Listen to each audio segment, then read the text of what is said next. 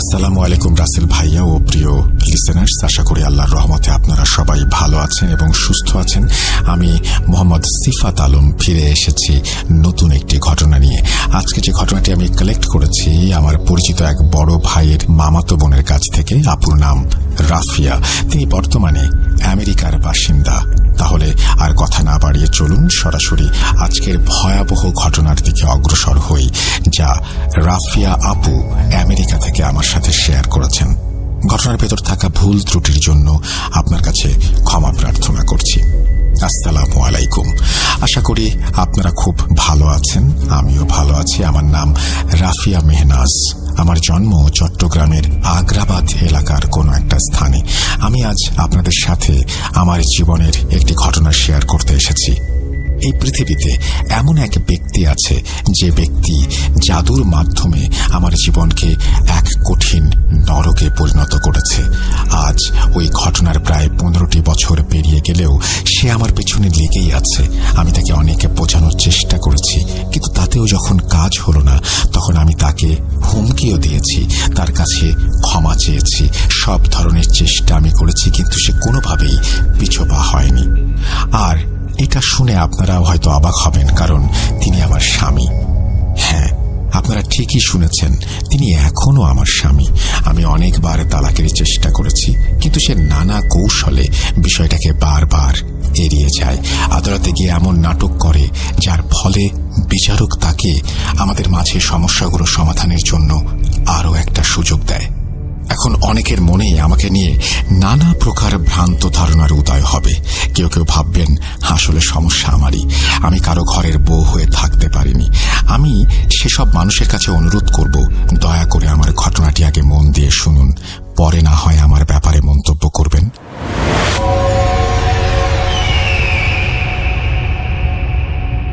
আমার আগের 3 বিয়েতে আমার কোনো সন্তান হয়নি, কিন্তু আমার এই চতুর্থ স্বামীর সঙ্গে, যাকে আমি প্রায়ই রাগের মাথায় কুকুর বলে ডাকি, তার সাথে আমার 3টি সন্তান আছে। আমি তাকে কুকুর বলায় হয়তো অনেকেই খারাপ ভাবছেন আমাকে, কিন্তু যখন আপনারা পুরো ঘটনা শুনবেন তখন বুঝতে পারবেন আমি তাকে কুকুর বলে অন্যায় করেছি কি করিনি। আমার পেছনের গল্পটা আসলে কি, কেন আমার 4টি বিয়ে হলো, সেসব প্রশ্নের উত্তর আমি এক এক করে দিচ্ছি। আমার বাবা নরওয়েতে প্রায় 10 বছর ছিলেন। তিনি 15 বছর বয়সে পড়াশোনার জন্য নরওয়েতে চলে গিয়েছিলেন, কারণ বাবার চাচারা সেখানেই থাকতেন। এই কারণে আমার দাদা দাদি তাকে অনুমতি দিয়েছিলেন নরওয়েতে যাওয়ার, নইলে 15 বছরের ছেলেকে বিদেশে পাঠাবে কে। বাবা প্রতি 2-3 বছর পর পর দেশে আসতেন। তিনি আমার দাদা দাদির একমাত্র সন্তান ছিলেন। আমার দাদা দাদির অঢেল ধন সম্পত্তি ছিল। আমাদের চট্টগ্রামের সবচেয়ে দামি এলাকায় 6 তলা একটি বিশাল বাড়ি ছিল। দেখতে দেখতে বাবার পড়াশোনা শেষ হয়ে গেল, তিনি ভালো একটি চাকরিও করতে লাগলেন। কিছুদিন যেতে না যেতেই দাদা দাদি তার বিয়ের জন্য তার পেছনে পড়ে গেলেন আর দেশে ফিরে আসার জন্য চাপ দিতে লাগলেন। কিন্তু আব্বুর কেন জানি শুরু থেকেই বাংলাদেশের কালচার তেমন পছন্দ ছিল না। এখানে তার তেমন কোনো বন্ধুও ছিল না এবং তিনি কাউকে বন্ধু বানাতে পছন্দও করতেন না। তার মন মানসিকতা পুরো বাইরের মতো ছিল, একেবারে সোজা সাপটা, খুব কম কথা বলতেন তিনি। আব্বু যখন 2-3 বছর পর পর দেশে আসতেন, দাদা দাদিকে এটা সেটা বুঝিয়ে আবার নরওয়ে চলে যেতেন। এভাবেই সময় কাটতে লাগলো।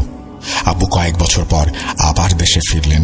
এবার আব্বু এলে দাদা দাদি তাকে কসম দিলেন আর বললেন, আমাদের এই দুনিয়ার কতদিন বাকি আছে তা জানা নেই, তবে আমাদের সময় শেষ হয়ে আসছে। আমরা চাই তুমি এবার বিয়েটা করে নাও, যেন আমরা নাতি নাতনিদের নিজের চোখে দেখতে পারি। আব্বু দাদা দাদির কথা শুনে খুব আবেগী হয়ে পড়লেন আর তিনি আম্মুকে দাদা দাদির পছন্দ অনুযায়ী বিয়ে করলেন। আব্বুর সৌভাগ্য ছিল যে আমার আম্মু শুধু দেখতে সুন্দরী ছিলেন না, বরং চিন্তা ভাবনার শালীনতার দিক থেকেও আমার আব্বুর থেকে অনেক এগিয়ে ছিলেন। আমার আব্বু আম্মুর প্রথম সন্তান হিসেবে আমার বড় ভাই জন্ম নিল। তারপর আমি, যেহেতু আব্বু দেশেই বিয়ে করেছিলেন আর দাদার একটা বড় ব্যবসা ছিল এখানে এবং দাদার অনেক বয়স হয়ে যাওয়ায় আব্বু বাংলাদেশে স্থায়ী হলেন। ধীরে ধীরে সময় অতিবাহিত হতে লাগলো, আমরাও বড় হলাম। আমাদের স্বভাবও আব্বুর মতোই ছিল, খুব কম কথা বলতাম। আমার তেমন কোনো বন্ধুও ছিল না আর আমরা শুধু আমাদের নিজেদের কাজ নিয়েই ব্যস্ত থাকতাম। তখন আমার বয়স 20 বছর চলছিল। সেই সময় চট্টগ্রামের বেশ ভালো পরিবারের এক ছেলের সাথে আমার বিয়ের কথা চলছিল। আব্বু একটু খোঁজ খবর নিয়ে সেখানে আমার বিয়ে ঠিক করে দিলেন। যখন আমি বিয়ের পরে শ্বশুর বাড়িতে গেলাম তখন আমার মনে খুব ভয় কাজ করছিল।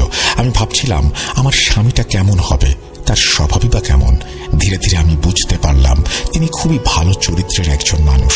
প্রথম দিন থেকেই আমি ওনার সাথে খুব সহজেই মানিয়ে নিতে পারলাম। একজন মেয়ে নিজের জন্য যেমন আদর্শ ছেলে কল্পনা করে, আমার স্বামী ঠিক সেই মাপের একজন। কিন্তু 3 মাসের মধ্যে তার আচরণ একেবারেই বদলে গেল। যে সবসময় আমার প্রতি এত বিনয়ী ছিল, হাসি ঠাট্টা করত, সে একদম কেমন যেন অন্যরকম হয়ে গেল। সে কথায় কথায় আমার উপরে হাত তুলতে শুরু করলো। এমনকি যদি বাড়ির কোনো কাজের লোক কোনো ভুল করত, তার শাস্তিও সে আমাকে দিত। আমি হতবাক ও চিন্তিত ছিলাম এই ভেবে যে হুট করে তার আসলে হলোটা কি। আমি নিজে মনোবিজ্ঞান নিয়ে পড়াশোনা করেছি, মানুষের স্বভাব সম্পর্কে আমি জানি। এমন নয় যে সে 3 মাস ধরে অভিনয় করছিল এবং হঠাৎ করে স্বাভাবিক হয়ে গেল, অর্থাৎ অভিনয় ছেড়ে আসল রূপে ফিরে এলো। প্রথমে হাত তোলা থেকে শুরু। আমি তাকে বলেছিলাম হাত না তুলতে, যা বলার মুখে বলতে। যখনই সে আমার উপরে হাত তুলত তার মুখের ভাব কেমন যেন বদলে যেত। এটা আমি কাউকে বলিনি, কিন্তু তার মুখে সত্যিই এত বেশি তীক্ষ্ণতা চলে আসতো যে পুরো মুখটাই কেমন যেন অস্বাভাবিক হয়ে যেত। শুরুতে আমি যখন দেখতাম যে সে আমার গায়ে হাত তুলছে তখন আমি রেগে গিয়ে বাবার বাড়িতে চলে যেতাম। কিন্তু কখনো আমি বাড়ির লোকদের কাছে তার আচরণের কথা বলিনি, কারণ আমি চাইনি তারা এসব নিয়ে কষ্ট পাক। যখন আমি 3-4 দিন আমার বাবার বাড়িতে থাকতাম, সে আমাকে মানানোর জন্য আমার বাসায় এসে হাজির হতো। মানাতে গিয়ে সে আমার পা ধরতো, হাত জোর করত। 2-1 বার তো আমি সব সহ্য করে তার সঙ্গে ফিরেও গিয়েছিলাম। কিন্তু কিছুদিন পরে বুঝতে পারলাম এটা তার এক ধরনের মানসিক সমস্যা। রাগের সময় নিজেকে একেবারে হারিয়ে ফেলত সে, আর পরে যখন ভুল বুঝতে পারত মাফ চাইত। এক রাতে আমার স্বামীর বন্ধুর বাড়িতে দাওয়াত ছিল। আমরা সেই দাওয়াত থেকে রাতে দেরি করে বাড়িতে ফিরছিলাম। আমাদের দুজনেরই মুড সেদিন খুব ভালো ছিল। আমরা বেশ হাসি ঠাট্টা করছিলাম। আমার স্বামী বাড়িতে এসে ওয়াশরুমে গেল এবং ওয়াশরুম থেকে এসেই আমাকে বেপাত্তা গালিগালাজ করতে শুরু করলো। আমি অবাক হয়ে ভাবছিলাম আজ তো আমাদের মাঝে তেমন কিছু হয়নি যে সে এমন আচরণ করবে। তারপর সে এগিয়ে এসে আমার হাত ধরল এবং বলল, তুই সব ঝামেলার কারণ। আজই, এখনই আমি তোকে তালাক দেব। এই বলে সে আমাকে 3 বার তালাক দিল এবং বাড়ি থেকে বের করে দিল। এরকম হঠাৎ করে সে আমাকে তুলে বাড়ির বাইরে ডাস্টবিনে ময়লা ছেঁড়ার মতো করেই ছুঁড়ে ফেলে দিল। আমার সাথে কি হলো 1-2 ঘন্টা তো আমি কিছু বুঝতেই পারলাম না। যখন আমি স্বাভাবিক হলাম তখন ড্রাইভারের সঙ্গে গাড়িতে বসে আমি বাড়ি ফিরছি। পুরো রাস্তা আমি শুধু কেঁদেই যাচ্ছিলাম। ড্রাইভার আমাকে জিজ্ঞাসা করছিল আমার কি হয়েছে, আমি কেন এভাবে কাঁদছি। আমি তাকে বললাম, চুপচাপ গাড়ি চালাও। আপনারা বুঝতেই পারছেন আমার মনের অবস্থাটা তখন কেমন ছিল। যখন আমি বাড়ি পৌঁছালাম এবং আম্মু আব্বুর সাথে দেখা করলাম তখন আমি নিজেকে সবকিছু খুলে বললাম। তারা আমার কথা শুনে আমাকেই বকতে শুরু করলেন, তুমি এসব কিছু আমাদের আগে বলনি কেন? ওই ছেলে যদি এরকম হয়েই থাকে তাহলে আমাকে আগে বলতে, ওর পরিবারের সাথে কথা বলে তোমাকে ছাড়িয়ে নিয়ে আসতাম। আমার আব্বু আমাকে সবসময় খুব সমর্থন করতেন। তিনি বললেন, আজ থেকে তোমার চোখের পানি আর ঝরবে না। ওই মানুষটার জন্য যার জন্য তোমার চোখ দিয়ে এখন পানি ঝরছে সে যোগ্য নয়। পরের দিন আমার স্বামী আমাদের বাড়িতে এলে আব্বু বাড়ির দারোয়ানকে বলে তাকে ধাক্কা দিয়ে বের করে দেয়। এরপর একের পর এক তার ফোন আসতে লাগলো, মেসেজ আসতে লাগলো। তার মেসেজে লেখা ছিল, একবার শুধু আমার কথা শুনে নাও, তারপর তুমি না চাইলে আমি আর বিরক্ত করব না। তবু আমি তাকে কোনো উত্তর দিলাম না। তার টেক্সট মেসেজ আসতেই থাকতো। সে আমাকে বারবার জিজ্ঞেস করত, তুমি কেন বাড়ি ছেড়ে চলে গেছো? ড্রাইভার বলছিল তুমি নাকি কাঁদছিলে, আসলে কি হয়েছে? আমাকে কিছু বলো। তখন ভাবছিলাম পিস্তল তুলে নিয়ে তাকে গুলি করে দেই। আমার স্বামী আমাকে তালাক দেওয়ার পর নিজেই জিজ্ঞাসা করেছিল সে কি করেছে। আমি সবকিছু লিখে পাঠিয়ে দিলাম। শেষে তাকে বললাম, তুমি তো আমাকে তালাক দিয়েই ফেলেছ, এখানে আর কোনো কথা থাকতে পারে না। বিরক্ত হয়ে আমি তার নাম্বার ব্লক করে দেই আর মোবাইল অফ করে রাখি। সেই সন্ধ্যায় সে তার মা বাবাকে নিয়ে আমাদের বাড়িতে এসে হাজির হয়। যেহেতু তার মা বাবা আমার পূর্ব পরিচিত ছিলেন তাই বাবা তাদের সম্মান করে ভেতরে ঢুকতে দিয়েছিলেন। এরপর বাবা আমাকে ডেকে নিয়ে গেলেন ড্রয়িং রুমে। আমার স্বামী আমাদের সামনেই ছিল। সে আমার পায়ের কাছে পড়ে গেল আর বলতে লাগলো, রাফিয়া, সত্যিটা বলো, আমি তো তোমাকে তালাক দেইনি। আমার চোখ থেকে অশ্রু পড়তে লাগলো। আমি আব্বুকে বললাম, রাতে সে আমার উপর হাত তুলেছে, তারপর মারতে মারতে 3 বার তালাকও দিয়েছে। আমার কথা শুনে আমার স্বামী কসম খাওয়া শুরু করলো। সে তার মা বাবার মাথার উপর হাত রেখে বলতে লাগলো, সে আমাকে তালাক দেয়নি। আমি চাইলে সে কোরআন নিয়ে তার উপর হাত রেখেও শপথ করতে পারে। আব্বু তাদের সবাইকে ফিরে যেতে বললেন, আর আমি তাদের বাড়ির বউ হিসেবে ফিরব না এ কথা সাফ জানিয়ে দিলেন। এরপরও আমার স্বামী আমার সাথে যোগাযোগ করার চেষ্টা করল, কিন্তু যখন সে আশা হারালো তখন সে আর কোনো যোগাযোগ করেনি। কয়েক মাস পর বড় একটা পরিবার থেকে আমার জন্য একটা সম্বন্ধ এলো। ছেলে ডাক্তার, তার সাথেই আমার বিয়ে হয়ে গেল। সবাই আমার ভাগ্য নিয়ে কথা বলছিল যে একজন পূর্ব বিবাহিতা ডিভোর্সি মেয়ের জন্য এমন এক ছেলের সম্পর্ক এসেছে। আব্বু যখন তাদের সাথে দেখা করতে গেলেন তখন তাদের সাথে দেখা করে খুবই খুশি হলেন। ওই ছেলের আব্বু আম্মুও ডাক্তার, তার বড় বোনও ডাক্তার ছিল। তারা খুবই শিক্ষিত ও ভালো মানুষ ছিলেন। এইভাবে আমি দ্বিতীয়বার বিদায় হয়ে ওই ডাক্তার সাহেবের বাড়িতে গেলাম। ওই বাড়িতে আসার পর থেকেই আমার সাথে কিছু অদ্ভুত ঘটনা ঘটল।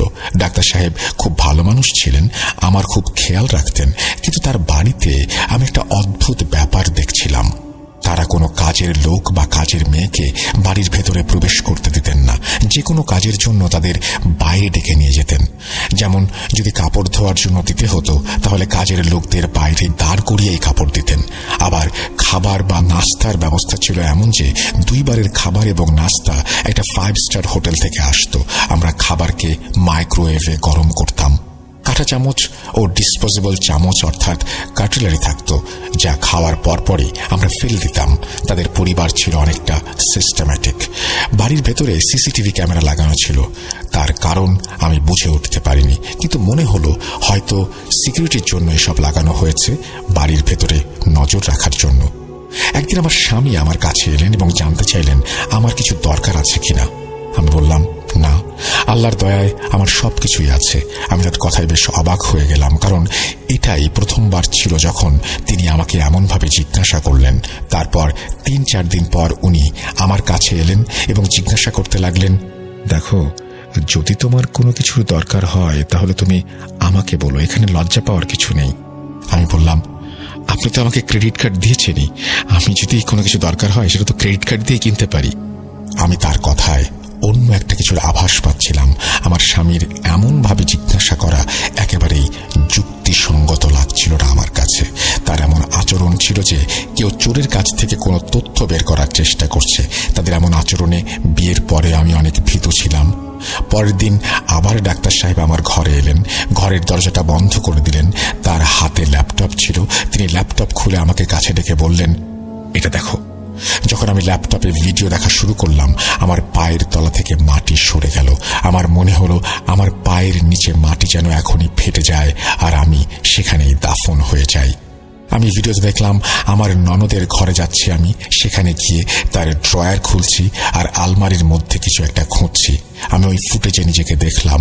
যখন আমি আমার ননদের ঘর থেকে বের হচ্ছিলাম তখন আমি ক্যামেরার দিকে দেখলাম, যেন সবাইকে আমি বলতে চাইছিলাম, দেখুন, এটা আমি। আমার স্বামী আমাকে প্রশ্ন করতে লাগলেন, রাফিয়া, তুমি কি আমার বোনের ঘরে গিয়েছিলে? আমি বললাম, আমি আপনার বোনের ঘরে কেন যাব? সেখানে গিয়ে আমি কি করব? আসলে আমি নিজেও বুঝতে পারছি না। এই মেয়েটা যাকে ক্যামেরায় দেখা যাচ্ছে সে তো আমারই মতো দেখতে, কিন্তু আমি না। আমার স্বামী আমাকে আরেকটি ভিডিও দেখালেন। সেখানে আমি আমার ননদের ঘরে তার গহনা তুলে নিয়ে আসলাম এবং সেই গহনা নিয়ে আমি আমার আলমারিতে রাখলাম। এসব দেখে আমার অবস্থা খুবই খারাপ হয়ে যাচ্ছিল। আমি বুঝতে পারছিলাম না আমার স্বামীকে আমি কি বলবো। আমার সামনে ভিডিও চলছিল আর আমি নিজেই ভিডিওতে সবকিছু দেখছিলাম। তারপর আমার স্বামী তৃতীয় একটি ভিডিও দেখালেন, যেখানে আমি শাশুড়ির ঘরে গিয়ে তার গহনা তুলে নিয়ে এসে আলমারিতে রাখছিলাম। আমি আমার স্বামীর কাছে কসম খাচ্ছিলাম এবং তাকে বোঝানোর চেষ্টা করছিলাম যে এটা আমি নই। এখন এই 3টি ভিডিও যেগুলো ডাক্তার সাহেব আমাকে দেখিয়েছেন সেগুলো ঠিক সেই সময়ের হবে যখন শ্বশুর শাশুড়ি বাইরে ছিলেন এবং আমার ননদ কোথাও গিয়েছিল। কিন্তু ব্যাপারটা অদ্ভুত ছিল যে আমি তো ঘরের ভেতরেই ছিলাম, আমি তাদের ঘরে একবারও যাইনি। আমার যদি চুরি করার ইচ্ছাই থাকতো তাহলে আমি ক্যামেরা কেন চালু রাখলাম? আমার স্বামী আমাকে বললেন আমার আলমারি খুলতে। যখন আমি আলমারি খুললাম তখন সব গহনা সেখানেই পড়েছিল এবং সেই ড্রয়ারের চাবি আমার কাছে ছাড়া আর কারো কাছেই থাকে না। আমার স্বামী নিজের জায়গায় চুপ করে বসেছিলেন আর তিনি বলতে লাগলেন, গত 2 সপ্তাহে সবকিছু ঘটেছে। তিনি বলেন, আমি তোমাকে বলেছিলাম যদি তোমার কোনো কিছু প্রয়োজন হয় তাহলে আমাকে জানিয়ে দিও, কিন্তু তুমি আমাকে কিছু বলনি, আর এখন সবকিছু তোমার সামনেই। আমি কোনো প্রমাণ ছাড়া কথা বলছি না। এই ফুটেজ আম্মু আব্বুও দেখেছেন এবং আমার বোনও দেখেছে। এখন তুমি বলো, এই ফুটেজে যে মেয়েটি আছে সে কে?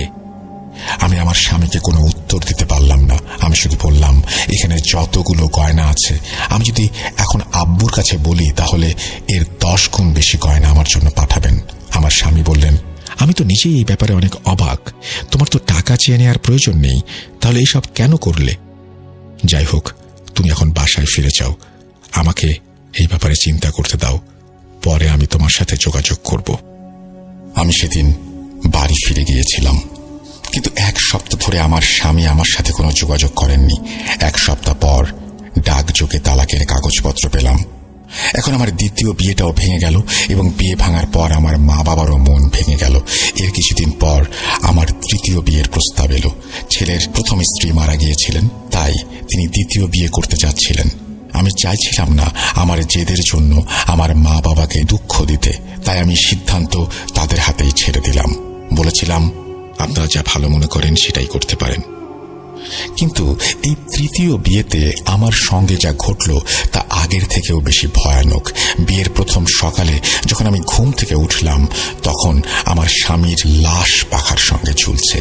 পোস্টমর্টম রিপোর্টে ধরা পড়ল সে আত্মহত্যা করেছে। এখন 2 বার তালাক প্রাপ্ত আর 1 বার বিধবার ট্যাগ লেগে গেল আমার নামের পাশে। আপনারা তো বুঝতেই পারছেন আমি কি পরিস্থিতির মধ্যে আছি। আমার কথা বাদ দিন, আমার মা বাবার উপরে কি যাচ্ছিল তা ভেবে দেখুন। আমি তো ঠিকই করে নিয়েছিলাম যে আমি বিয়ে করব না। আমি আম্মু আব্বুকে বলেও দিয়েছিলাম ভবিষ্যতে আমাকে এই ব্যাপারে আর চাপ না দেবার জন্য। এখন আমার মা বাবা আমার সামনে কেমন যেন চুপ হয়ে গেলেন। কিন্তু কোনো মা বাবা নিজের মেয়ের ব্যাপারে এমনটা সহ্য করতে পারেন? আমার মনে হয় পারেন না। দেখতে দেখতে কেটে গেল 1টি বছর। একদিন আমার আম্মুর এক দূর সম্পর্কের আত্মীয়া আমাদের বাড়িতে এলেন। তিনি আমাকে ডেকে নিয়ে গেলেন এবং আমার জন্য অনেক দোয়া করতে লাগলেন। আমি তার দোয়া নিয়ে সেখান থেকে চলে এলাম। সেদিন রাতে আম্মু আমাকে বললেন ওই মহিলা আমার জন্য একটা সম্বন্ধ নিয়ে এসেছেন। আমি আম্মুকে বললাম, দেখুন আম্মু, আমি আপনাকে আগেই বলেছি আমি আর বিয়ে করব না। আমার কথা শোনার পরেও আম্মু আমাকে বোঝানোর চেষ্টা করতে লাগলেন। তিনি বললেন, আগে আমার কথাটা শোনো, দেখো এরা খুব ভালো মানুষ, এদের এক ছেলে আছে যার এখনো বিয়ে হয়নি, তার বয়স অনেক কম, আর এরা টাকা পয়সার দিক থেকেও একটু দুর্বল। যদি তোমার এই ছেলের সঙ্গে বিয়ে হয় আমরা তাকে আর্থিক সাহায্যও করতে পারি, তাহলে সে অনেক যত্ন নেবে এবং তোমাকে সম্মান করবে, তোমার পরিবারকে সম্মান করবে। আমি আম্মুকে আর বিয়ে করব না বোঝাতে চেয়েছিলাম, কিন্তু তিনি জিদ ধরে বসলেন। আম্মুর দুঃখ দেখে আমার আর সহ্য হচ্ছিল না, তাই আমি রাজি হয়ে গেলাম। আব্বু কেন জানি না এই সম্পর্কের বিরুদ্ধেই ছিলেন এবং বলেছিলেন তিনি কিছুই বুঝতে পারছেন না। আব্বুর ধারণা ছিল এই লোক হয়তো লোভের জন্য বিয়ে করছে, কিন্তু আম্মু বললেন এটা একদমই সত্যি নয়, তারা নাকি অনেক ভালো মানুষ। সবকিছু শুনে আব্বু চুপ হয়ে গেলেন। খুব অল্প সময়ের মধ্যে আমার সেই আন্টির ছেলের সঙ্গে বিয়ে হয়ে গেল। আমার স্বামী যেহেতু ঢাকায় থাকতো তাই আব্বু ঢাকায় আমাদের জন্য একটা ফ্ল্যাট কিনে দিলেন। কিন্তু সেই ফ্ল্যাট তিনি আমার নামেই কিনেছিলেন এবং আমাকে কঠোরভাবে বলে দিয়েছিলেন যা কিছুই হোক না কেন এই ফ্ল্যাট কোনোভাবেই বিক্রি করতে পারবো না। আব্বু আমাদের জন্য একটা গাড়িও কিনে দিলেন এবং ব্যবসার জন্য আমার স্বামীকে একটা ভালো দোকানও করে দিলেন। যখন আমি তৃতীয়বার বিদায় হয়ে তাদের বাড়িতে গেলাম তখন তারা আমার জন্য যেন পাগল হয়ে গেল। শ্বশুরালয়ে এর আগে কখনোই আমাকে এতটা সম্মান কেউ করেনি। আমার স্বামীও আমার প্রতি এত ভালোবাসা প্রকাশ করত যা ভাষায় প্রকাশ করার মতো না। প্রতিদিন আমাকে ঘুরতে নিয়ে যেত, আমরা সিনেমা দেখতে যেতাম, পার্কে যেতাম। আমি তো এমন অনুভব করতে শুরু করেছিলাম যে আল্লাহ হয়তো আমার জন্য এত সুখ লিখে রেখেছিলেন বলেই আগে এত কষ্ট সহ্য করতে হয়েছে। দেখতে দেখতে আমাদের বিয়ের 5 বছর হয়ে গেল। এরই মধ্যে আমি 3 সন্তানের জন্ম দিয়েছি, যাদের মধ্যে 2জন ছেলে 1জন মেয়ে। এখন সবকিছু অনেক ভালোই চলছে। সন্তান হয়ে গেছে, টাকা পয়সা আসতে শুরু করেছে, কিন্তু কেন জানি না পুনরায় আবার খারাপ কিছু ঘটা শুরু করলো। প্রথমে আমার স্বামী বলল, তুমি এই ফ্ল্যাট বিক্রি করে দাও, আমরা অন্য কোথাও গিয়ে বাড়ি কিনব। আমি তাকে জিজ্ঞাসা করলাম, এই বাড়ির সমস্যা কি? আমার প্রশ্নের উত্তরে সে বলল, যেহেতু এটা অনেক পুরনো হয়ে গেছে, আমাদের অবস্থাও ফিরেছে, তাই আমি নতুন বাড়ি নেওয়ার চিন্তা ভাবনা করছি। আমি তাকে জিজ্ঞাসা করলাম, তার কাছে কি নতুন বাড়ি কেনার টাকা আছে? সে বলল, যতটুকু টাকা প্রয়োজন ততটুকু হয়তো নেই। এক কাজ করো, তুমি তোমার আব্বুর কাছ থেকে কিছু টাকা নাও, যত যাই হোক তার জায়গায় তোমার অংশ তো আছে। আমি আমার স্বামীর কথায় অবাক হয়ে গেলাম। আমি বললাম, আব্বু আপনাদের অনেক কিছু দিয়েছেন এবং আল্লাহ তাকে দীর্ঘায়ু দান করুন, তিনি এখনো বেঁচে আছেন। জীবিত মানুষের কাছ থেকে কেউ সম্পত্তি দাবি করে না, আর আমি আমার বাবার কাছ থেকে কিচ্ছু নিতে রাজি নই। আমার কথা শুনে আমার স্বামীর মুড খারাপ হয়ে যায়। আমার শাশুড়ি, আমার ননদ যারা আমাকে খুব সম্মান করত, তাদেরও ব্যবহার বদলে যেতে শুরু করে। আমি বুঝতে পারছিলাম না যে এত তাড়াতাড়ি তাদের আচরণ কিভাবে বদলে গেল। আমার শাশুড়ি এবং ননদেরাও আমাকে জোর করছিল আর বলছিল আমার স্বামী যা বলছে আমি যেন সেটাই করি, কিন্তু আমি স্পষ্টভাবে তাদেরকে না করে দিলাম এবং বললাম যদি তারা এসব নিয়ে বেশি বাড়াবাড়ি করে তাহলে আমি বাবার বাড়ি চলে যাব। আমার এই হুমকি কাজও করল এবং সবকিছু আবার স্বাভাবিক হয়ে গেল। একদিন আমার স্বামী আমাকে বলল, আমি তো তোমাকে একটা ভালো জীবন দেওয়ার চেষ্টা করেছিলাম, যদি তোমার দরকার না থাকে তাহলে থাক। কিছুদিন পর সব স্বাভাবিক হয়ে গেল। আমার প্রতি সবার আচরণও হুট করেই ভালো হয়ে গেল। আমার কাছে সব স্বাভাবিকই লাগছিল। আমার স্বামী কখনো আমার জন্য রসমালাই, কখনো আমার পছন্দের মিষ্টি, হালিম ইত্যাদি আনতে শুরু করলেন। আর সে সময় সবকিছু লুকিয়ে আনতেন, না বাচ্চাদের এগুলো খাওয়াতেন, না পরিবারের অন্য সদস্যদের। তিনি বলতেন শুধু আমার জন্যই তিনি এইগুলো এনেছেন। 2-3 মাস এভাবেই চলতে লাগলো। 3 মাস পর আমার স্বামী বলল সে তার পরিশ্রমের টাকা দিয়ে একটা নতুন বাড়ি কিনেছে আর এখন থেকে আমরা সেখানেই থাকবো। আমিও হতবাক হয়ে গেলাম, খুশিও হলাম। হতবাক হলাম এই কারণে, এত দামি বাড়ি সে কিভাবে কিনলো, আর খুশি হলাম এই ভেবে যে সে নিজের পায়ে দাঁড়াচ্ছে। সে যে বাড়ি কিনেছিল তার দাম কোটি টাকার কাছাকাছি তো হবেই। আমি বুঝে উঠতে পারলাম না আমার স্বামী কোটি টাকার বাড়ি কিভাবে কিনলো। আমি যখন তাকে জিজ্ঞাসা করলাম তখন সে বলল তার কাছে কিছু প্রপার্টির কাগজ ছিল, যার ব্রোকারি করেই সে অনেক লাভ করতে পেরেছে এবং জমানো কিছু টাকাও ছিল তার কাছে। আমি তার কথা বিশ্বাস করলাম। আমরা পুরনো বাড়িটা লক করে নতুন বাড়িতে চলে গেলাম। এই ঘটনার প্রায় 1 মাস পরে আমার মা, বাবা এবং ভাই নতুন বাড়িতে আমাকে দেখতে এলেন। তারা উপহার টুপহার নিয়ে এসেছিলেন। আমার বাবা আমাকে কাছে ডাকলেন আর বললেন, এই নতুন বাড়ির কি দরকার ছিল? আম্মু আমার স্বামীকে বললেন, তুমি কোনো কারণ ছাড়া এত টাকা খরচ করে ফেললে বাবা। একটা ভালো বড় ফ্ল্যাট থাকার পরেও নতুন বাড়ির কি প্রয়োজন ছিল? আমার স্বামী বলল, সে তার নিজের টাকা দিয়ে বাড়ি কিনেছে। আমি আব্বুর সাথে কথা বলছিলাম। আব্বু কথায় কথায় আমাকে বললেন, তুমি যে বাড়ি কেনার জন্য টাকাটা নিয়েছিলে সেগুলো কি খরচ হয়েছে নাকি কিছু রয়ে গেছে? যদি কিছু টাকা থাকে তাহলে সাবধানে রেখো, কাউকে ওই টাকা কারণ ছাড়া দিও না। আব্বুর কথা শুনে আমি আকাশ থেকে পড়লাম। আমি আব্বুকে বললাম, কি বলছো? আমি আবার কবে তোমার কাছ থেকে টাকা নিলাম? আব্বু বললেন, তুমি তো কিছুদিন আগে ফোন করে 95 লক্ষ টাকা চেলে। আমি তোমাকে কখনো জিজ্ঞাসা করিনি তোমার কি কারণে টাকা লাগবে। দরকার ছাড়া তুমি কখনো চাইবে না, তাই আমি জানি। তুমি নতুন বাড়ি কেনার জন্য টাকা নিয়েছিলে, আর যদি তুমি আমার থেকে টাকা চেয়েও নাও তাতে সমস্যা কি? এসব তো তোমারই। আব্বুর কথা শুনে আমি চিন্তিত হচ্ছিলাম এই ভেবে যে এত বড় একটা ক্যাশ ডিল আর আমি কিছুই বুঝতে পারছি না, এটা কিভাবে সম্ভব। আব্বু ও ভাই বললেন এটা নাকি আমি নিজেই করেছিলাম। আমি আব্বুকে বললাম, আব্বু আমার তো সবকিছু মনে নেই। আমি কখন আপনার কাছে এসেছিলাম, কখন আপনার কাছে টাকা চাইলাম, আমার কেন জানি এসবের কিছু মনে নেই। আব্বু বললেন, মা তুমি নিজেই বলেছিলে নতুন বাড়ি কিনতে হবে, তোমার টাকা দরকার। আমি তোমার অ্যাকাউন্টে কিছু টাকা ট্রান্সফার করেছিলাম আর বাকি টাকা ক্যাশ হিসেবে তুমি আমার কাছ থেকে নিয়ে গেলে। আব্বুর কথা শুনে যখন আমি অ্যাকাউন্ট চেক করলাম তখন দেখলাম 95 লক্ষ টাকা এসেছে আমার অ্যাকাউন্টে এবং আমি কিছু টাকা উইথড্র করেছি। যখন আমি আমার স্বামীকে এই সম্পর্কে জিজ্ঞাসা করলাম সে বলল, আমি সবকিছু চাই না, তোমার টাকা তুমি কি করেছো তুমিই জানো, আমি কিভাবে বলবো? আমি 100% নিশ্চিত ছিলাম যে আমার সাথে প্রতারণা করা হয়েছে। এটা তো আমি জানতাম যে আমার স্বামীর হাত অবশ্যই আছে, কিন্তু সেটা কিভাবে বুঝতে পারছিলাম না। আব্বু বলছিলেন আমি টাকা চেয়েছিলাম, আর ব্যাংক স্টেটমেন্টও তাই বলছে। যখন আমি আব্বুকে পুরো ঘটনা বললাম, তখন আব্বু আমার স্বামীকে ডেকে নিলেন এবং জিজ্ঞাসা করলেন, বাবা কি হচ্ছে এসব? আমি যে টাকা মেয়েকে দিয়েছিলাম সেটা কোথায়? তখন আমার স্বামী বলল, আব্বা আমাকে এই কথা জিজ্ঞেস করছেন কেন? টাকা আপনার মেয়েকে দিয়েছেন, তাহলে তাকেই জিজ্ঞেস করুন। আব্বু নিজের মনের মধ্যে থাকা সন্দেহ থেকে আমার স্বামীকে বললেন, বাবা তুমি এই বাড়িটা কিভাবে কিনেছ? এত টাকাই বা কোথায় পেলে? আমার স্বামী বলল, এটা তো নিজের টাকায় কেনা। আমি যে প্রপার্টির ব্যবসা করছি, এই টাকা সেখান থেকে এসেছে। সবাই জানে পৃথিবীতে এমন কোনো ব্যবসা নেই যেখানে রাতারাতি কোটি টাকা কামানো যায়। নিশ্চয়ই কোনো ঘাপলা আছে এর মধ্যে, কিন্তু সেটা প্রমাণ করতে পারছে না কেউ। যে পুরনো ঘরটা আমার নামে ছিল, আমি ভাবলাম এটাকে বিক্রি করে দেই আর এর টাকা আব্বুর কাছে জমা দেই। কিছুদিন পর যখন আমি আমার ব্যাংকের লকার চেক করতে গেলাম, তখন সেখানে রাখা যে আমার গয়নাগুলো ছিল সেগুলোও গায়েব, সাথে আব্বুর দেয়া ফ্ল্যাটের কাগজপত্রও। আমি যখন ড্রাইভারের সাথে আমার ফ্ল্যাট দেখতে গেলাম, সেখানকার আলমারির ফ্ল্যাটে কাগজ আছে কিনা, তখন দেখলাম আমার সেই ফ্ল্যাটে অন্য এক পরিবার বাস করছে। প্রথমে যে চিন্তা আমার মাথায় এলো তা হলো আমার স্বামী হয়তো এই বাড়িটা ভাড়া দিয়েছে। আমি বাড়ির বেল বাজালাম, এক ভদ্র মহিলা এলেন। আমি তাকে পরিচয় দিলাম। তিনি বললেন, আরে আপা, আপনি এইভাবে নিজের পরিচয় কেন দিচ্ছেন? আমি তো আপনাকে চিনি, আমরা এই বাড়িটি আপনার কাছ থেকেই তো কিনেছি। মহিলার এই কথা শুনে আমার মাথা ঘুরে গেল। কিছু বুঝতে পারছিলাম না আমি তিনি কি বলছেন। ওই বাড়িটা বিক্রি হয়ে গেছে, আর আমি নিজেই নাকি তা বিক্রি করেছি। ভদ্র মহিলা তার স্বামীকে ডাকলেন এবং আমাকে ভেতরে নিয়ে গেলেন। ভেতরে নিয়ে গিয়ে আমাকে ড্রয়িং রুমে বসতে দিলেন। পরে সব ডকুমেন্ট নিয়ে আসলেন। সেখানে একটা পে অর্ডারের কপিও ছিল, যা আমার নামে করা।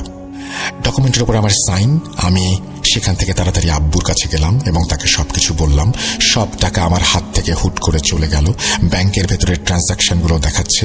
আমার টাকা কোথায় আছে কেউ জানে না। আব্বু আমাকে কিছুদিন নিজের কাছে রাখলেন। 2 দিন পর আব্বু ব্যাংকে গিয়ে সেখানকার সিসিটিভি ফুটেজ বের করলেন।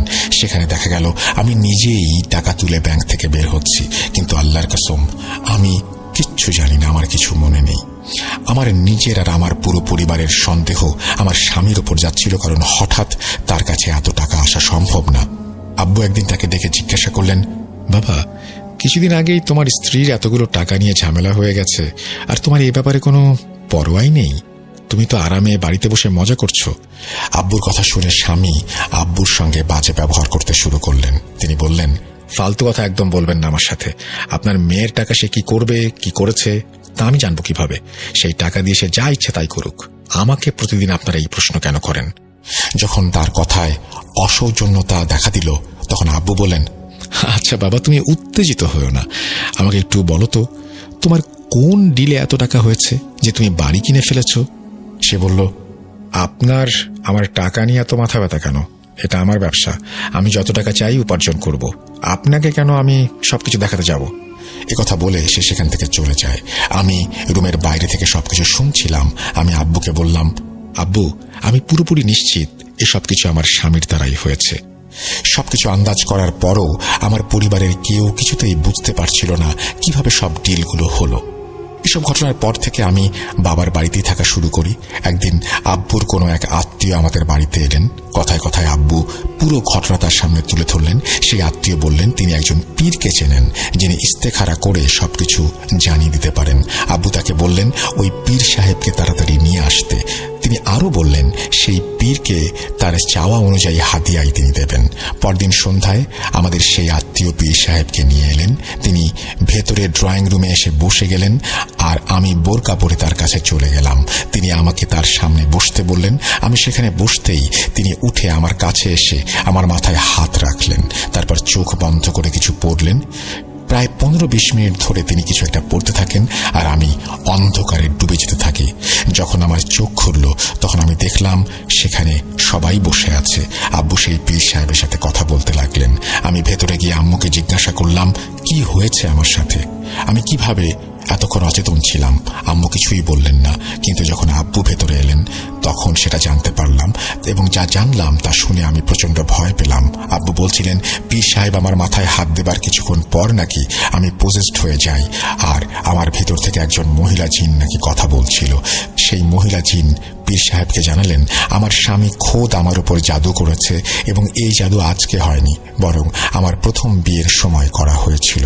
আমার প্রথম বিয়ের পর থেকে আমার সাথে যা কিছু হয়েছে সেই সব কথা আমার ভেতর থেকে বলেছিল সেই জিন। সে আমার সব বিয়ে ভেঙে দিয়েছে এবং তৃতীয় স্বামীকে মেরেছে যেন আমি আমার বর্তমান স্বামীকে বিয়ে করতে পারি এবং সে আমার টাকার মালিক হতে পারে। আব্বু যখন পীর সাহেবকে বললেন, হুজুর আমার মেয়ের কোনো কিছু মনে থাকে না, সে তো ডকুমেন্টে সই করেছে, ব্যাংক থেকে টাকা তুলেছে, তাহলে এইগুলো কিভাবে সে ভুলে গেল?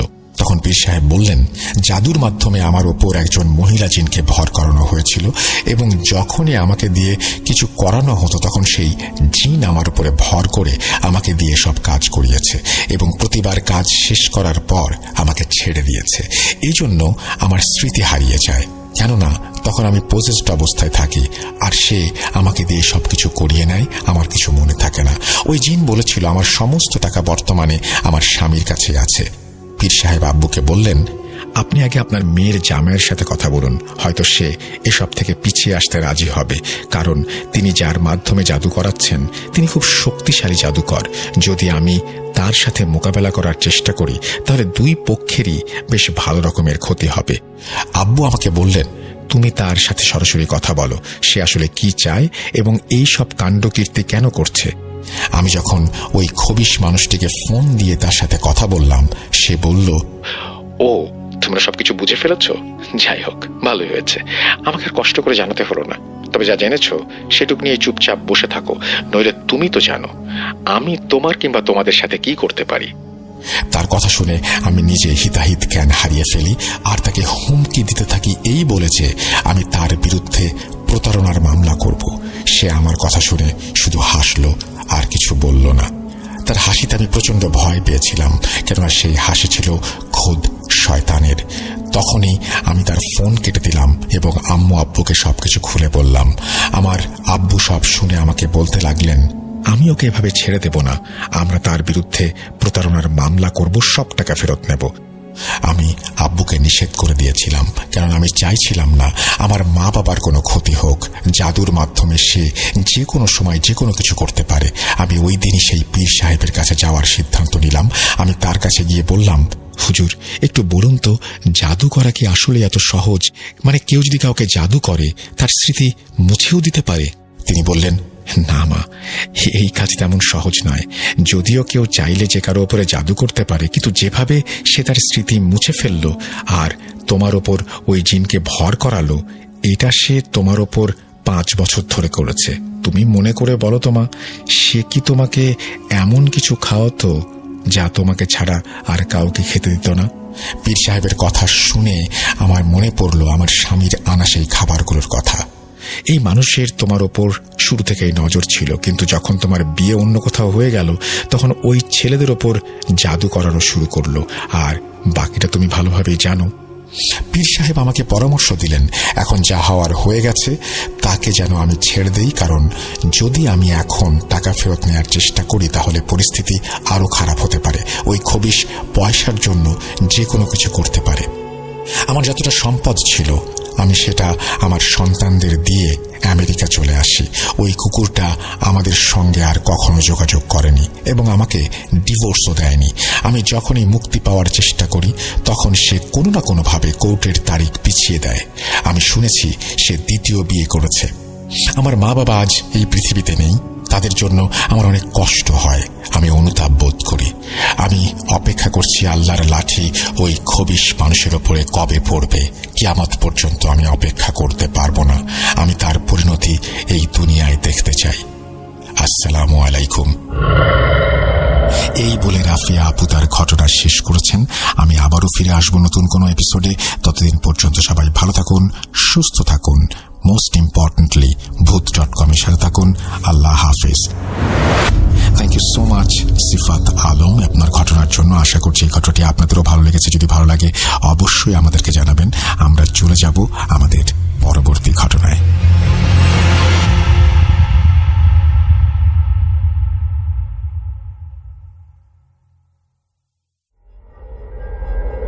Spirit, be here with me.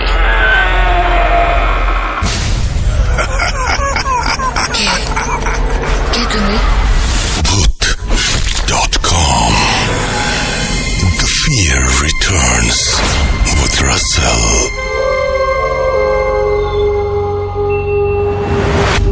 Welcome back. লম্বা একটা ঘটনার পরে এবার একটা অডিও ক্লিপে যাব, এবং অডিও ক্লিপটি পাঠিয়েছেন, না থাক, অডিও ক্লিপটি শুনলে আপনারা বুঝতে পারবেন। শুধু একটা কথা বলি, ঈদের সময় যেহেতু আপনারা এই এপিসোডটি শুনছেন, সুতরাং সবকিছু স্পেশাল হবে, এটাই খুব স্বাভাবিক। চলুন কথা না বাড়িয়ে অডিও ক্লিপে যাওয়া যাক। আসসালামু আলাইকুম রাসেল ভাই এবং প্রিয় শ্রোতা বন্ধুরা, কেমন আছেন আপনারা? আশা করি আল্লাহর রহমতে আপনারা সবাই খুব ভালো আছেন। আমিও ভালো আছি, আলহামদুলিল্লাহ। আমি আপনাদের সকলের প্রিয় ভূত.com এর একজন মডারেটর। আমি মোহাম্মদ সাবিত আলম বলছি, ময়মনসিংহ বিভাগ থেকে। আমি আজকে যে ঘটনাটি আপনাদের সামনে নিয়ে উপস্থিত হয়েছি, সেই ঘটনাটি বেসিক্যালি আমাকে শেয়ার করেছেন একজন আপু। তো আপুর নাম হচ্ছে শিল্পা, উনি একজন হিন্দু। তো আপু আপনার ওনার ঘটনাটি আমাকে যেভাবে বলেছেন, আমি নিজের ভাষায় আপুর ঘটনাটি আপনাদের সামনে আজকে উপস্থাপন করার জন্য এসেছি। তো চলুন কথা না বাড়িয়ে আপুর ঘটনার দিকে যাওয়া যাক। তো আপুর যে আব্বু ছিলেন, শিল্পা আপুর আব্বু, ওনারা 3 ভাই ছিলেন। তো 3 ভাইদের মধ্যে শিল্পা আপুর আব্বু ছিলেন মোটামুটি একটু অন্য টাইপের। উনি কখনো বাড়তি কোনো কথা বলতেন না, চুপচাপ থাকতেন, বা ওনার কাছে ভালো একটা চাকরিও ছিল, এবং উনি এলাকাতে আসলে খুব ভালো মানুষ হিসেবে পরিচিত ছিলেন। যেখানে তার যে বাকি 2 ভাই ছিল, তারা আসলে একটু অন্য টাইপের লোকজন ছিলেন আর কি। এলাকাতে তাদের কোনো ভালো রেপুটেশন ছিল না, বা তারা সেরকম ভাবে পড়াশোনা করতে পারেনি, আর ভালো কোনো কিছু করতেও পারেনি। তো একটা সময় শিল্পা আব্বুর যখন বিয়ে হয়, তো বিয়ে হওয়ার পরে ওনার যে বাকি ভাইয়েরা ছিল, তারা শিল্পা আব্বুর পেছনে লাগে। তারা একদিন শিল্পা আব্বুকে বলে যে, ভাইয়া, তোমার যে সহায় সম্পত্তি আছে সেগুলোর থেকে একটা অংশ আমাদের নামে দিয়ে দাও। তো শিল্পা আব্বু জিজ্ঞেস করে যে, এটা আবার কেমন লজিক? আমার সহায় সম্পত্তি থেকে আমি তোমাদেরকে কেন ভাগ দিব? আমাকে বলো, এটা লজিকটা কি? ওনারা বলতেন কি যে, আপনার কাছে ভালো একটা চাকরি আছে, আপনি ঠিক মতো কামাচ্ছেন, এবং আপনার ভালো একটা রেপুটেশনও আছে, সো আপনার কোনো প্রবলেম হওয়ার কথা না। এই কারণে আপনি যদি আমাদেরকে দেন, আমাদের ভালো হবে। তো শিল্পা আব্বু বললো কি যে, না, এইটা আসলে কিভাবে সম্ভব, বা এটা কিরকম লজিক তোমরা দিলা? তোমরাও চেষ্টা করো, ভালো কিছু করার চেষ্টা করো। তোমরাও কোনো না কোনো ভাবে চেষ্টা করো, যেভাবে তোমরা সামনে আগাইতে পারো, যেভাবে আমি আগাইছি। যদি কোনো সাহায্য লাগে সেটা আমি করবো, সমস্যা নেই, কিন্তু এভাবে আসলে আমারও তো এখন পরিবার হয়েছে, আমারও বাচ্চা কাচ্চা হবে, তো তাদের কথা কি আমার চিন্তা করতে হবে না? তো সহায় সম্পত্তির কথা আমি তোমাদেরটা শুনতেছি না, আমি আমার সহায় সম্পত্তি নিজের কাছেই রাখবো। এই মুহূর্তে কি হলো, শিল্পা আপুর আব্বু তো বাসায় খুব বেশি একটা থাকেন না। ওনার কাজের জন্য উনি প্রায় বিভিন্ন জায়গায় যাওয়া আসা করেন, বা ফিরলেও অনেক দেরি করে বাসায় ফেরেন।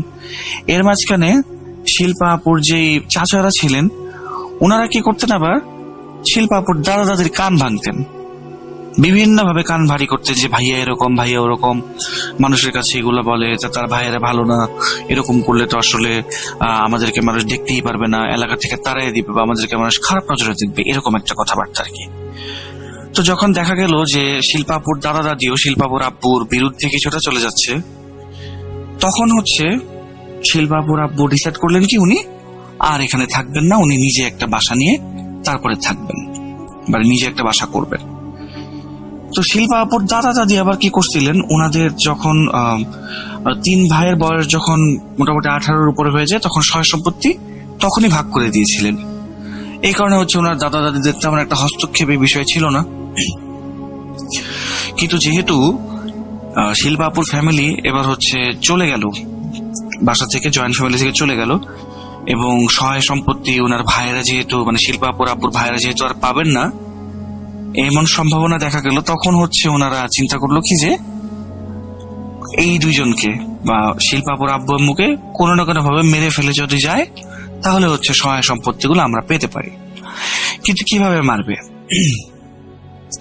যদি ফিজিক্যালি কোনো টর্চার করে মারে তাহলে ফাঁসিও হয়ে যেতে পারে, পুলিশ জানাজানি হলে, বা যাবজ্জীবন কারাদণ্ড হতে পারে।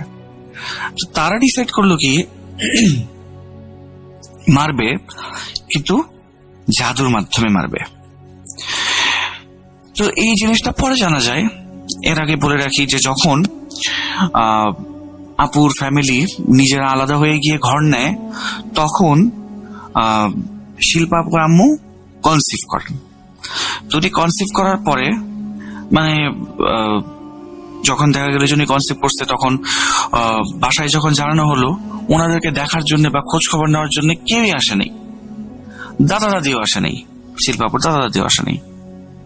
তো উনি যখন কনসিভ করে তখন মনে হয় যে ওনার পরিবারে যে চাচারা ছিলেন, মানে শিল্পা আপুর যে চাচারা ছিলেন, ওনারা বিষয়টা আসলে খুব মানে ভালোভাবে নিতে পারেননি বা হয়রান হয়ে গিয়েছিলেন যে কি ব্যাপার, আমরা চিন্তা করতেছি ওদেরকে মেরে ফেলবো, কিন্তু এখন তো ওদের তো ওয়ারিশ চলে আসতেছে, তো এখন কি করা যায়, এরকম চিন্তা হয়তো বা তাদের ছিল। তো এর মাঝখানে আবার শিল্পা আপুর আম্মুর সাথে কিছু ঘটনা ঘটে। সেই ঘটনাগুলো এমন যে উনি যখন রান্না বান্না করতেন, মনে করেন যে খিচুড়ি রান্না করেছেন উনি, হান্ডিটা যখন খুলবেন রান্না শেষ করে খাওয়ার জন্য, তখন দেখেন কি ভিতরে কয়েকটা মরা টিকটিকি। তো উনি চিৎকার দিয়ে ওখান থেকে দৌড়ে পালিয়ে আসতেন। তারপরে ঘরের ভেতরে বিভিন্ন জায়গায় মরা কাক দেখা যেত, বা রক্তে একদম মানে লটপট হয়ে থাকা বিড়ালের লাশ দেখা যেত। এগুলি কারণে ওনার আম্মু, মানে শিল্পাপুর আম্মু, খুবই ডিপ্রেসড হয়ে গিয়েছিলেন। এবং আরো কিছু সমস্যা ছিল, যেগুলি হচ্ছে যে ওনার আম্মু অনেক ভয়ানক ভয়ানক স্বপ্ন দেখতেন। ওই টাইমটাতে এত ভয়ানক স্বপ্ন দেখতেন যে উনি ঘুমের মধ্যে চিৎকার দিয়ে উঠতেন এবং পরে আর ঘুমাতে পারতেন না। তো এর মাঝখানে কি হয়, একদিন হচ্ছে শিল্পাপুর আম্মু রান্নাঘরে রান্না করছিলেন। তো রান্না শেষ করে উনি গোসল করে এসে যখন খাওয়ার জন্য বসবেন, তখন দেখেন কি হান্ডির ভেতরে বিড়ালের মাথা, রক্ত লাগা মাথা। এটা দেখে তো উনি এত জোরে চিৎকার দেন, আর হচ্ছে দৌড়ে পালানোর সময় রান্নাঘর থেকে উনি পা পিছলে পড়ে যায় এবং ওনার মিসক্যারেজ হয়ে যায়। তো প্রথম বাচ্চা যখন মিসক্যারেজ হয়ে যায়, তখন উনি মোটামুটি ভালো ডিপ্রেশনে চলে যান। এবং এরপরে যখন ডাক্তার দেখানো হয়, ডাক্তাররা মানে নিজেদের যে পুঁথিগত বিদ্যা আছে সেটা দিয়েই বলতেন যে হচ্ছে ওনার এই সমস্যা, এটা ওটা, ওনাকে স্ট্রেস দেওয়া যাবেন না, মানে আপনারা স্ট্রেস দিবেন না ওনাকে, কোনোভাবেই স্ট্রেস যেন না হয় ওনার। তো শিল্পাপুর আব্বু ডাক্তারকে বলতো কি, আপনার কাছে নিয়ে আসছি স্ট্রেস কমানোর জন্য, আপনি নিজেই আমাদেরকে বলেন যে স্ট্রেস নিয়ে আমরা যেন স্ট্রেস না দিই। এটা কেমন কথা, দেখেন যদি কিছু করতে পারেন। বাট ওনাদের মেডিকেল টার্মের যে ট্রিটমেন্ট গুলি ছিল শুধুমাত্র এটাই করা হতো, কিন্তু এটা শিল্পাপুর আম্মুর কোনো আসল উন্নতি হচ্ছিল না। এরপরে শিল্পাপুর আম্মু সেকেন্ড টাইম কনসিভ করেন। সেকেন্ড টাইম যখন উনি কনসিভ করেন, তখন সেই মানে মাঝখানে কিন্তু এই সমস্যাগুলোর সমাধান মোটামুটি হয়ে গিয়েছিল। উনি তখন বাচ্চা মিসক্যারেজ হওয়ার পর থেকে উনি তখন আর এরকম কোনো খারাপ স্বপ্ন দেখতো না, বা হচ্ছে হান্ডির ভেতরে কোনো টিকটিকি বা বিড়ালের মাথা এরকম কিছুই দেখতেন না। কিন্তু বাচ্চা মারা যাওয়ার জন্য ওনার মনের ভিতরে খুব বড় একটা ডিপ্রেশন তখনও ছিল আর কি। এরপরে যখন উনি সেকেন্ড টাইম আবার হচ্ছে কনসিভ করেন বা প্রেগনেন্ট হন, তখন তার সাথে সেম কাহিনী আবার শুরু হয়। তো এরকম সেম কাহিনী ঘটতে ঘটতে এবার হচ্ছে বাচ্চাটা মিসক্যারেজ হয় নাই। এবার উনি যখন হচ্ছে ডেলিভারির টাইম যখন আসে, ডেলিভারির টাইমে বাচ্চাটা হয়, কিন্তু বাচ্চাটা হয় মৃত বাচ্চা। তো উনি তো আরো ডিপ্রেশনে চলে যান। এখন মানে খুবই মানে কি বলবো, একটা পরিবারের জন্য কতটুকু দুঃখজনক, দুইটা বাচ্চা একের পর এক এভাবে হারানো। কিন্তু ওনার আসলে এই হারানোর জিনিসটা এখনই শেষ না। পরবর্তীতে তিনি আবার কনসিভ করেন এবং তার 3 নাম্বার বেবিটাও মৃত বেবি হয়। তো এরকম চলতে থাকা অবস্থায় শিল্পাপুর আব্বু একদিন হচ্ছে শিল্পাপুর আব্বুকে বললেন কি যে, দেখো আমার তো মনে হয় না এগুলো হচ্ছে কোনো স্বাভাবিক সমস্যা, আমাকে তুমি মন্দিরে নিয়ে চলো। তো শিল্পা আপুর আব্বু বললেন কি যে না থাক, তোমার মন্দিরে যেতে হবে না, তুমি অসুস্থ, তুমি বাসায় থাকো, আমি মন্দিরে গিয়ে মন্দিরের পূজারীর সাথে কথা বলে আসবো। তো এর মাঝখানে শিল্পা আপুর আব্বু মন্দিরে চলে গেলেন। তো মন্দিরে যখন উনি গেলেন তখন ওখানে যে পূজারী ছিল ওনাকে সবকিছু খুলে বলার পরে পূজারী হচ্ছে কিছু জিনিস দিলেন ওনাকে, যেমন হচ্ছে ধাগা বা আর হচ্ছে আপনার সিঁদুর দিয়ে কিছু একটা লাঠি টাইপের কিছু একটা দিলেন। এগুলো আশেপাশে রাখতে বলেছিলেন এবং হচ্ছে কিছু ধর্মের দেব দেবীর মূর্তি দিয়েছিলেন আর কি। তো আর নির্দিষ্ট কিছু পূজা পার্বণের কথা বলেছিলেন। তো এগুলি করার পরে ফোর্থ টাইম যখন শিল্পা আপুর আম্মু প্রেগনেন্ট হন এবং কনসিভ করেন, তখন শিল্পা আপুর জন্মটা ঠিকঠাক মতো হয়। এবার আর মৃত বাচ্চার জন্ম হয় নাই বা হচ্ছে কোনো ধরনের কোনো মিসক্যারেজও হয় নাই। যাক, ভালো।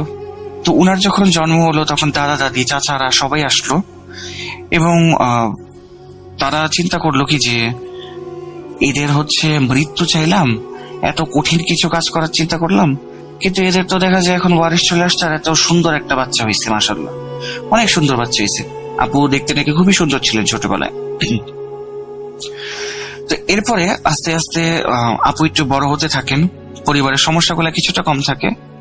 তো এর মাঝখানে একদিন কি হয়, আপু যখন 4 থেকে 5-এ পড়েন, মানে 4 থেকে 5-এ পড়েন না, ওনার বয়স যখন 4 থেকে 5 ইয়ার্স, তখন রাস্তায় সাইকেলের সাথে ওনার এত বড় একটা অ্যাক্সিডেন্ট হয় যে উনি 2 মাস মোটামুটি হাসপাতালেই ছিলেন এবং কোমাতে পর্যন্ত ছিলেন আপু। এরপরে পরিবারের সাথে কিছু কিছু ঘটনা ঘটে যেগুলি আপনি আমাকে বলেছেন যে এগুলি ওনার সম্পূর্ণ মনে নেই। উনি ঘটনাটা কিছুটা ফাস্ট ফরওয়ার্ড করেন। উনি বলেন যে এরপরে যে ঘটনাগুলি ওনার মনে আছে সেগুলি হচ্ছে মোটামুটি 2010-এর দিকের ঘটনা। তখন উনি ইন্টারমিডিয়েটে পড়েন। তো ইন্টারমিডিয়েটে পড়ার সময় ওনার বাবা একদিন হচ্ছে বিজনেস ট্রিপে, বাইরে ওনার বাবা ব্যবসায়ী ছিলেন একজন।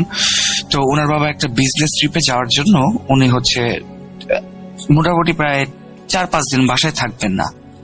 তো এই চিন্তা করে ওনার বাবা কি করলেন, বিজনেস ট্রিপে চলে গেলেন। তখন হচ্ছে আপুর আবার পরীক্ষা চলছে, ইন্টারমিডিয়েটের মানে কলেজের পরীক্ষা, এক্সামিনেশন, এসএসসির মানে বোর্ড পরীক্ষা না, বাট কলেজের এক্সাম চলছে। তো এক্সামের জন্য আপু চিন্তা করলো আপুকে তো সারা রাত পড়তে হবে। আপু খুবই ভালো স্টুডেন্ট ছিলেন, উনি কখনো হচ্ছে খারাপ মার্কস পেতেন না বা ওনার গ্রেড সবসময় খুব ভালো আসতো। তো উনি রাত্রেবেলা রুমে বসে বসে পড়াশোনা করছেন, মানে ড্রয়িং রুমে বসে পড়াশোনা করছেন, আর ভেতরের রুমে হচ্ছে ওনার আম্মু শুয়ে শুয়ে টিভি দেখছিলেন। তো এরকম টাইপের রাত 12টা যখন বাজে তখন হচ্ছে ওনাদের ঘরে ডোর বেল বাজে। তো মা মেয়ে দুজনে ভয় পেয়ে যায় যে এত রাত্রেবেলা কে আসলো।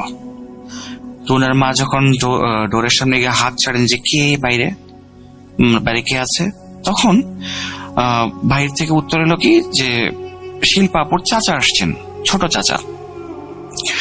তো দরজা খুলে দিলেন আম্মু, শিল্পা আপুর আম্মু।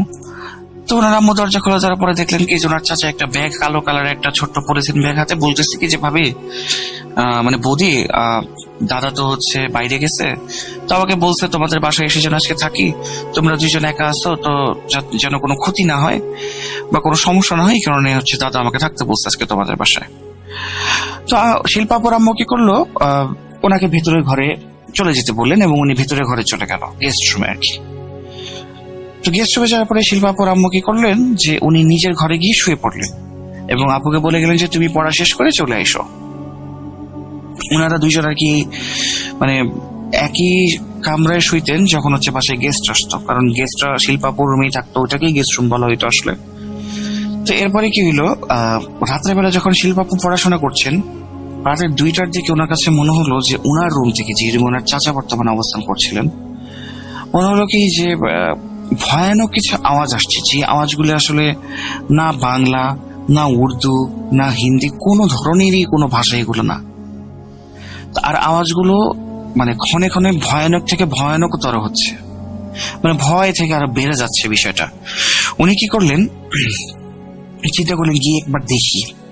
উনি যখন একটুখানি রুমের কাছে গেলেন তখন ভেতর থেকে একটা মহিলার কথা শুনতে পেলেন, একই রকম ভাষায় একটা মহিলা কথা বলছে। তখন উনি না কিছুটা ভয় পেয়ে যান, চিন্তা করেন যে বাসায় তো আমি আর আমার আম্মু ছাড়া কোনো মহিলা মানুষ নাই, তাহলে এই আওয়াজ কার কাছ থেকে আসলো। উনি ভয়ে হচ্ছে বই খাতা ওখানেই রেখে দৌড় দিয়ে হচ্ছে আম্মুর রুমে গিয়ে শুয়ে পড়েন। তো পরের দিন সকালবেলা হচ্ছে উনি যখন ঘুম থেকে ওঠেন, ওনার সকাল 10টার সময় পরীক্ষা ছিল, উনি মোটামুটি 7টার দিকে ঘুম থেকে উঠে যান। কিন্তু ঘুম থেকে উঠে এবার উনি পড়লেন আরেক বিপত্তিতে। রাতের বেলা উনি সম্পূর্ণ রকম সুস্থ ছিলেন, কিন্তু এবার যখন উনি ঘুম থেকে উঠলেন তখন দেখা গেল কি ওনার শরীরে প্রচন্ড জ্বর এবং উনি কয়েকবার বমিও করে ফেললেন। মাথা ব্যথা কি পরিমাণ যে উনি আসলে এটা বর্ণনা করতে পারছিলেন না। মানে উনি পরীক্ষার হলে যে যাবেন এতটুকু শক্তি পর্যন্ত তার ছিল না। বাইরে উনি পেইন কিলার খেলেন বা বিভিন্ন মেডিসিন নিয়ে ফাইনালি পরীক্ষার হলে প্রবেশ করলেন। কিন্তু পরীক্ষার হলে প্রবেশ করে উনার হচ্ছে সেকেন্ড টাইম উনি একটা শক খেলেন। উনি স্টুডেন্ট খুব ভালো ছিলেন, সবসময় লেটার গ্রেড পেতেন এবং মার্কস খুব ভালো ছিল তার। কিন্তু পরীক্ষার হলে প্রশ্ন দেখে ওনার মনে হতে লাগলো কি উনি কিছুই পারেন না, ওনার কিছুই মনে নাই। উনি সম্পূর্ণ পরীক্ষার হলে কান্নাকাটি করলেন, কিচ্ছু মেমোরাইজ করতে পারলেন না, ওনার ব্রেন ব্ল্যাঙ্ক হয়ে গেল এবং উনি আর কিছু লিখতেও পারলেন না খাতাতে। এরপর আস্তে আস্তে এরকম ভাবেই ওনার পরীক্ষাগুলি যায়, কিন্তু প্রত্যেকটা পরীক্ষা উনি আস্তে আস্তে আসলে অসুস্থই হতে থাকেন। তো এরকম টাইপে একটা সময় কি হয়, পরীক্ষাগুলি শেষ হয়। এখানে একটা জিনিস আমি মিস করেছি, সেটা হচ্ছে প্রথম পরীক্ষা যেদিন যায় সেদিন যখন শিল্পা আপু বাসায় আসেন তখন শিল্পা আপুর আম্মু শিল্পা আপুকে বলেন কি যে মা আমি তো আসলে একটু ভয়ে বা চিন্তায় আছি, তোমার চাচা যে আসছিল এই কারণে। শিল্পা আপু জিজ্ঞেস করেন যে চাচা আসছিল তো এটা ভয় বা চিন্তায় কি আছে? তখন ওনারা মা বললেন কি যে তোমার চাচা রাত্রে বেলা যখন আসছে তখন দেখছিলেন একটা কালো কালারের পলিথিন ব্যাগ নিয়ে আসছিল। শিল্পা আপু বললেন কি হ্যাঁ দেখছিলাম তো। এরপরে হচ্ছে শিল্পা আপুর আম্মু বললেন কি যে সকালবেলা যখন সে চলে যায় তখন কোন একটা কারণে পলিথিনটা ওর হাত থেকে পড়ে যায় এবং সেখান থেকে একটা কাটা বিড়ালের মাথা বের হয়। তো আমি যখন তাকে জিজ্ঞেস করি যে কাটা বিড়ালের মাথা এখানে কিভাবে আসলো, তো সে আমার কথাগুলো মানে অগ্রাহ্য করে উল্টাপাল্টা কথা বলে বাসা থেকে চলে গেল। এই ঘটনাটা শিল্পা আপুর প্রথম পরীক্ষার দিন ঘটেছিল। এরপরে যখন শিল্পা আপুর রেজাল্ট হয় তখন দেখা যায় কি মানে সবাই অবাক, উনি 3 সাবজেক্টে ফেল করেন। যেখানে সবাই জানে উনি খুবই ভালো স্টুডেন্ট, হয়তোবা শরীর খারাপ থাকার জন্য উনি হয়তোবা লেটার গ্রেড পাবেন না, কিন্তু ইজিলি পাস করে যাওয়ার কথা ওনার, উনি ফেল কিভাবে করতে পারে? তো এরপরে ওনার হচ্ছে এই পরীক্ষাগুলো যেগুলো উনি ফেল করে 6 মাস পরে সেগুলোর একটা রি এক্সাম ছিল। তো উনি হচ্ছে এবার এই রি এক্সামের জন্য পড়াশোনা শুরু করেন, কিন্তু সমস্যাগুলো আস্তে আস্তে চলতেই আছে। যেদিন ওনার পরীক্ষা শুরু হওয়ার কথা তার হচ্ছে 1 মাস আগে, ঠিক 1 মাস আগে একদিন রাতের বেলা উনি ঘুমালেন। সকালবেলা যখন উনি উঠলেন তখন উনি না উঠতে পারছেন না। শিল্পা আপু ওনার মনে হচ্ছে ওনার শরীরে খুবই ব্যথা। উনি যখন উঠলেন তখন উনি দেখতে পেলেন কি যে ওনার হাত পা মাথা থেকে শুরু করে একবারে পায়ের পাতা পর্যন্ত ছোপ ছোপ দাগ, আর এত পরিমাণে ঘামাচি, বড় বড় ফোড়া যেগুলো থেকে রক্ত বেরোচ্ছে এবং পুজ বেরোচ্ছে, এবং এগুলো থেকে এত পরিমাণ বাজে গন্ধ বেরোচ্ছে যেটা অ্যাকচুয়ালি উনি নিজেই সহ্য করতে পারছিলেন না। উনি চিৎকার দিলেন, ওনার মা বাবা রুমে আসলো, তো ওনাকে ডাক্তার দেখানো হলো, স্কিন স্পেশালিস্ট বা বিভিন্ন টাইপের ডাক্তার দেখানোর পরেও ওনার কোনো ধরনের কোনো উন্নতি হচ্ছিল না। তো 1 মাস কেটে গেল, ফাইনালি ওনার পরীক্ষা আসলো। তো উনি পেইন কিলারের উপরে নির্ভরশীল হয়ে গিয়েছিলেন, হাই ডোজের পেইন কিলার খেতেন এই সমস্যাগুলির জন্য, ব্যথা নিবারণের জন্য আর কি। যেদিন ওনার পরীক্ষা স্টার্ট হয় সেদিন উনি যখন পরীক্ষার হলে বসে পরীক্ষা দিচ্ছিলেন, তো কিছুক্ষণের মধ্যে ওনার পাশের যে মেয়েরা ছিল ওরা বলতে লাগলো কি মানে সুপারভাইজারকে, মানে ইনভিজিলেটর যে ছিল পরীক্ষার তাকে হচ্ছে কমপ্লেন করতে লাগলো যে টিচার আমাদের সিট চেঞ্জ করে দেন, ওর কাছ থেকে প্রচুর বাজে গন্ধ আসছে আর আমরা এটা আসলে সহ্য করতে পারছি না। তো আপু এত এম্বারাসড ফিল করলেন ওই টাইমে, এত লজ্জা পেলেন যে এই মেয়েগুলি আমাকে দেখে ঘৃণা করছে, ঘৃণা আসছে তাদের আমাদেরকে দেখে, এটা মানে কতটুকু শরম বা লজ্জার বিষয়। তো কিছুক্ষণের মধ্যে ওনার এই গন্ধটায় সম্পূর্ণ রুমটা ভরে গেল, আরো মেয়েরা কমপ্লেন দেওয়া শুরু করলো। এই টাইমে সুপারভাইজার কি করলেন, তাকে অন্য একটা রুমেই নিয়ে গেলেন। সুপারভাইজার টিচারটা অনেক ভালো ছিলেন এবং উনি শিল্পাপুর এই অবস্থা দেখে ওনাকে হেল্পও করেছিলেন কিছু, যে তুমি এই জিনিসটার উত্তর এটা লেখো, মানে বিভিন্ন ভাবে টিচার হেল্প করে অবস্থা দেখে খারাপ লাগার কারণে। এরপর উনি যখন বাসায় আসে, ওনার পরীক্ষা এভাবেই শেষ হয়ে আস্তে আস্তে উনি আবার ফেল করেন, আবার উনি ফেল করে ফেলেন রেজাল্টের পরে। এবার কি করবে বুঝতে পারছিলেন না যে উনি কি করবে। আসলে উনি সারাদিন বাসায় বসে বসে কান্নাকাটি করে। এরপরে 2 মাস পর ওনার আবার পরীক্ষা, এবং ওই পরীক্ষায় যদি উনি ফেল করেন তাহলে ওনাকে আর উত্তীর্ণ করা হবে না, মানে ওনার একটা ইয়ার লস যাবে। তো এখন শিল্পাপুর আম্মু বলতেছে কি যে আমার মনে হয় না যে আমাদের মেয়ের যে সমস্যা সেটা কোনো শারীরিক সমস্যা, আর এটা মনে হয় অন্য কিছুই। তো তখন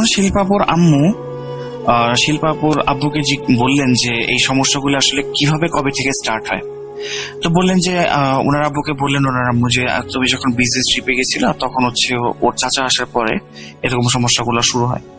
তো শিল্পাপুর আব্বু কিছুটা অবাক হয় যে ওর চাচা কেন আসছিল। তখন শিল্পাপুর আম্মু বলে কি তুমি তো পাঠাইছিল। তো শিল্পাপুর আব্বু বলে যে না আমি তো পাঠাই নাই, আমি কেন পাঠাবো ওকে, আর আমি তো ওদেরকে বলেও যাইনি যে আমি বিজনেস ট্রিপে যাচ্ছি, তো ওরা জানলো কিভাবে। তখন শিল্পাপুর পরিবার চিন্তা করলো কি ওরা হয়তোবা শিল্পাপুর পরিবারের উপরে নজর রাখছে, বা এমন কোন একটা শক্তি তাদের বাসায় পাঠিয়েছে যাদের মাধ্যমে ইনফরমেশন কালেক্ট করছে তারা। তো ওনার আব্বু তো খুবই পেরেশান হয়ে যান। তো পেরেশান হয়ে উনি কি করেন, ওনার একজন বন্ধুর সাথে এই বিষয়গুলো নিয়ে আলোচনা করেন, যিনি ছিলেন একজন মুসলিম। তো ওনার মুসলিম বন্ধুর সাথে যখন উনি এই বিষয়গুলো আলোচনা করেন তখন উনি একটা ঠিকানা দেন এবং বলেন কি যে এখানে একটা কাজী সাহেবকে পাবা যে এই ধরনের কাজগুলো আসলে করে থাকে, তোমাকে সে সাহায্য করতে পারে।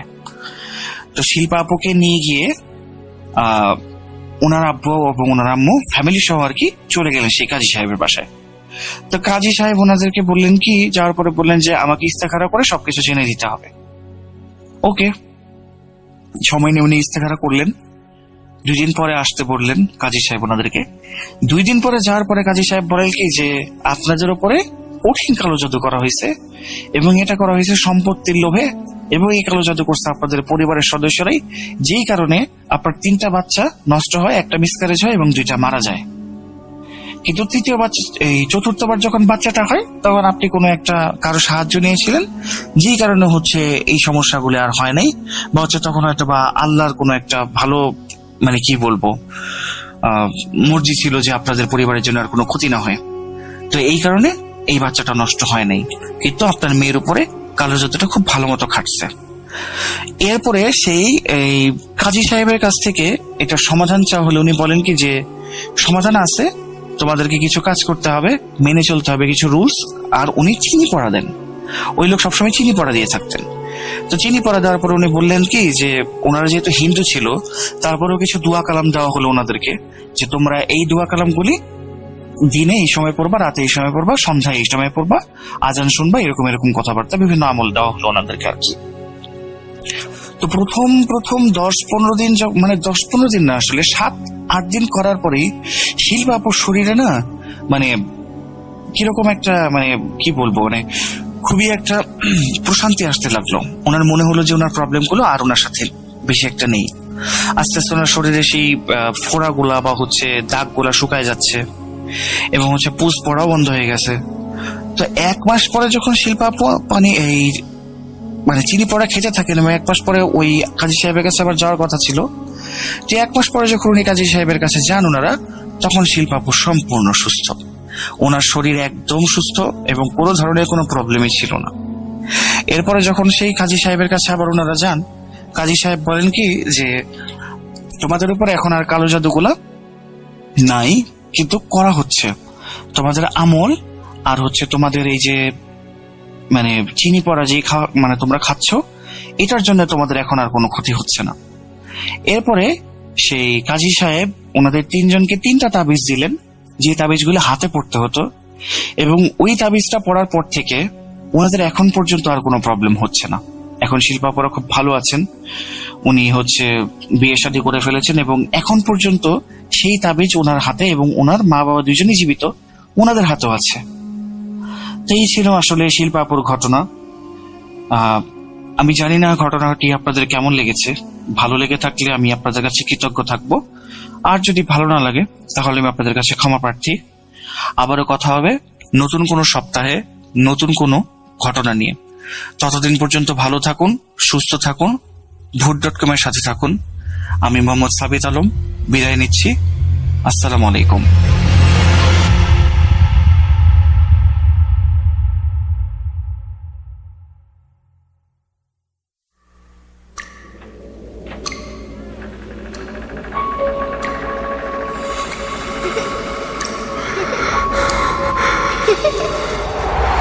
লুকোচুরি খেলবে?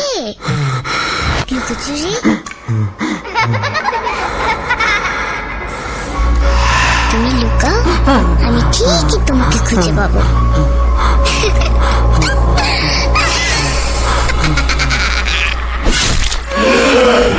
Bhoot.com with Russell. আরো একবার আপনাদের সবাইকে স্বাগত জানাচ্ছি। আমি রাসেল। আশা করছি আপনারা সবাই ভালো আছেন এবং ভালোর দলে আছেন।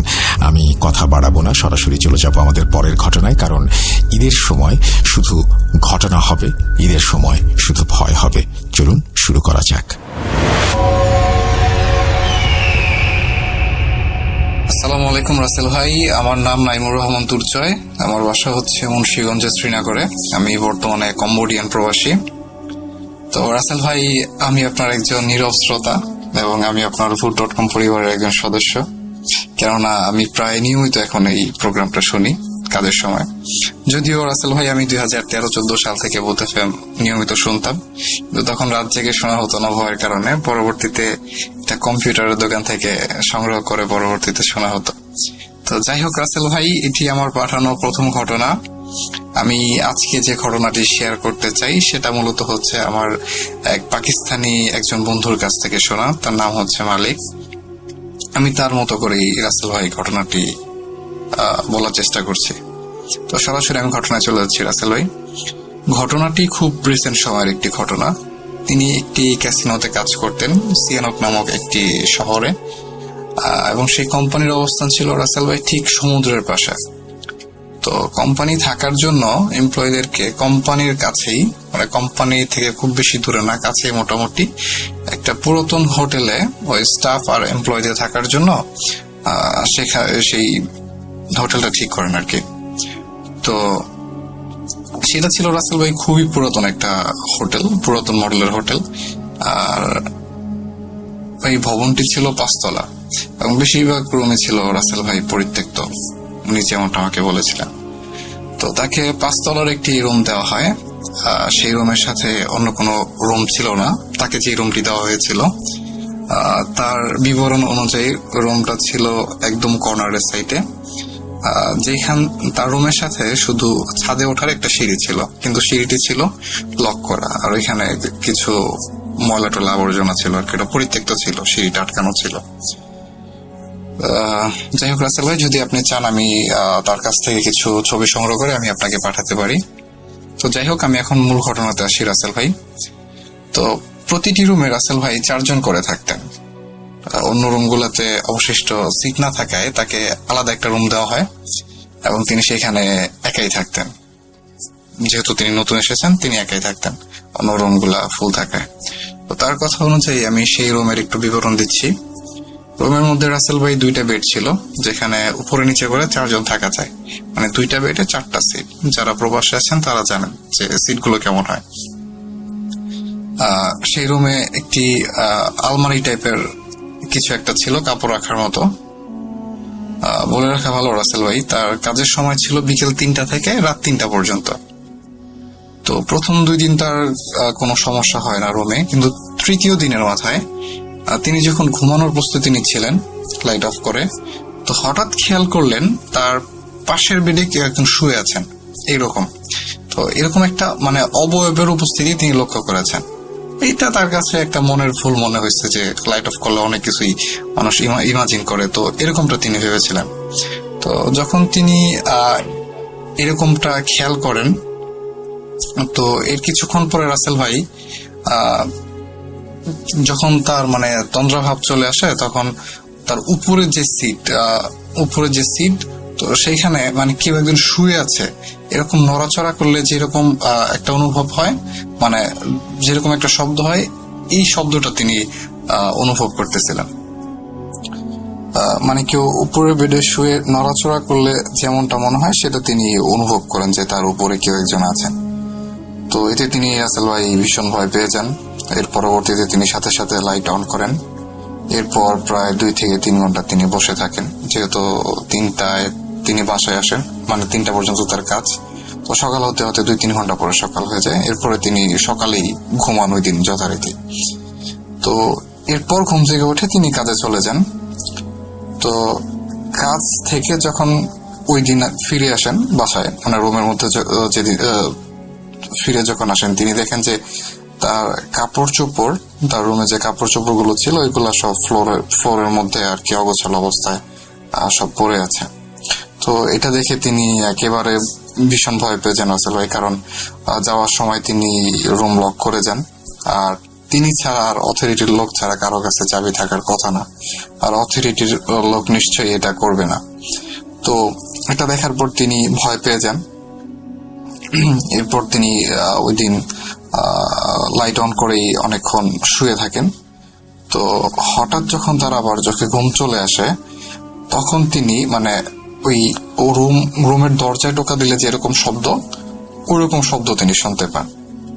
কয়েকবার ঠক ঠক এরকম শব্দ শুনতে পান। এরপর যখন মানে তিনি মানে ঘুমটা ভেঙে যায় আর কি, এরপর শুনতে পান যে ওয়াশরুমে পানির শব্দ। মানে পানির শব্দ বলতে কেমন, যেমনটা তিনি বলেছেন, মানে কল ছাড়লে যেরকম শব্দ হয় পানির, ওই রকমটা না, মানে কেউ পানি নাড়াচাড়া করতেছে বা কাপড় চোপড় ধুইলে যেরকম পানির একটা শব্দ হয় ওরকম শব্দ তিনি শুনতে পান। এরপর তিনি কিছু একটা বলেন, মানে কে এরকম তার ভাষায় আর কি কিছু একটা বলেন। তো এরপর এই শব্দটা চলে যায়। তো রাসেল ভাই তিনি ওই দিনও ঘুমাতে পারেন না। তো এর পরের দিন তিনি কাজে চলে যান এবং তিনি এই ঘটনা কাউকে তখন পর্যন্ত বলে নাই, যেহেতু তিনি নতুন, ওইরকম তার সাথে কারো আন্ডারস্ট্যান্ডিং ছিল না। তো পরের দিন যখন তিনি কাজে যান, কাজ থেকে ফেরার সময়, যেহেতু কোম্পানি থেকে বাসার দূরত্ব ছিল 5 থেকে 7 মিনিটের, তো ওই রাস্তায় হঠাৎ তার সামনে একটা মহিলা চলে আসেন। মহিলাটা দেখতে অনেকটা চাইনিজের মতো, মানে চাইনিজ মহিলাদের মতো আর কি। তিনি ওই মহিলা মানে তিনি বাসায় ফেরার সময় হঠাৎ করে তার কাছে একজন অচেনা মহিলা আসেন এবং চাইনিজ ভাষায় তাকে উত্তেজিত ভাবে কিছু কথা বলেন। মানে তিনি যদিও ভাষা বুঝতেছিলেন না, কিন্তু তার বডি এক্সপ্রেশন বুঝতেছেন যে তিনি খুব রাগান্বিত এবং বাজে কিছু বলতেছে আর কি। আর তার চোখ ছিল লাল। তো মনে হচ্ছিল তার উপর তিনি ভীষণ ক্ষিপ্ত। তো যাই হোক, সেখান থেকে তিনি রুমে চলে আসেন। তিনিও ওইখানটাতে খুব ভয় পেয়ে যান। রুমে যখন আসেন রাসেল ভাই, তো রুমে ঢোকার পরে যখন তিনি ফ্রেশ হতে যাবেন, তো ফ্রেশ হওয়ার সময় যখন তিনি ওয়াশরুমে যখন ঢুকবেন আর কি, দরজা খোলেন, তখন দরজা খুলে দেখেন যে ওই যেই মহিলাটা তার সাথে রাস্তাতে ওই চেঁচামেচি করছে, মানে বিরক্ত হয়ে কিছু একটা বলছিল যে চাইনিজ মহিলার মতো দেখছে, ঠিক ওই মহিলাটাকেই উনি ওয়াশরুমে দেখতে পান, যে বিশ্রী একটা হাসি দিয়ে তার দিকে তাকায় আছে আর কি, এরকম। তো এটা দেখে তিনি চিৎকার দিয়ে রাসেল ভাই সেন্সলেস হয়ে যান। এরপর তিনি নিজেকে ওই 4র্থ তলায় একটা রুমে নিজেকে মানে জ্ঞান ফেরার পরে সেখানে দেখেন। এরপর কি হয়েছে না হয়েছে সেটা সবাইকে বলেন। এরপর রাসেল ভাই তিনি ওই রুমটা ছেড়ে দেন। এখন তিনি 3rd ফ্লোরে আছেন, সেম হোটেলে 3rd ফ্লোরে আছেন, কিন্তু 5ম তলাতে এখন আর কেউ থাকেন না। তো এই ছিল রাসেল ভাই ঘটনা। যদি ভালো লাগে অবশ্যই লিসেনারদের শোনাবেন। আপনার জন্য শুভকামনা, ভূত.com এর জন্য শুভকামনা, আপনার সুস্বাস্থ্য কামনা করছি। আবার ভূত.com দীর্ঘজীবী হোক। আসসালামু আলাইকুম।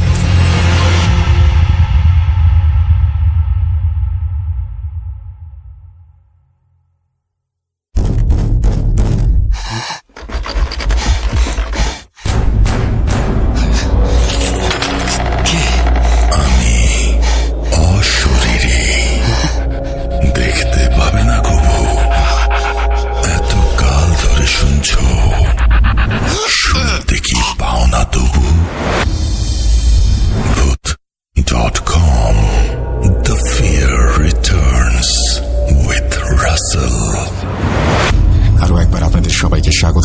রাসেল, আশা করছি আপনারা সবাই ভালো আছেন এবং ভালোর দলে আছেন।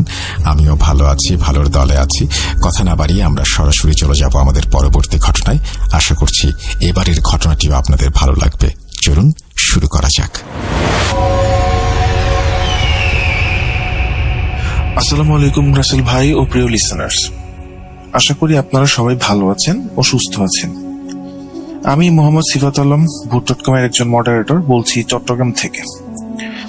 তো আজকের যে ঘটনাটি আমি শেয়ার করতে যাচ্ছি, সেই ঘটনাটি আমাকে পাঠিয়েছেন ইউএস প্রবাসী এক ভাই, যার নাম হচ্ছে আরিফ ভাই।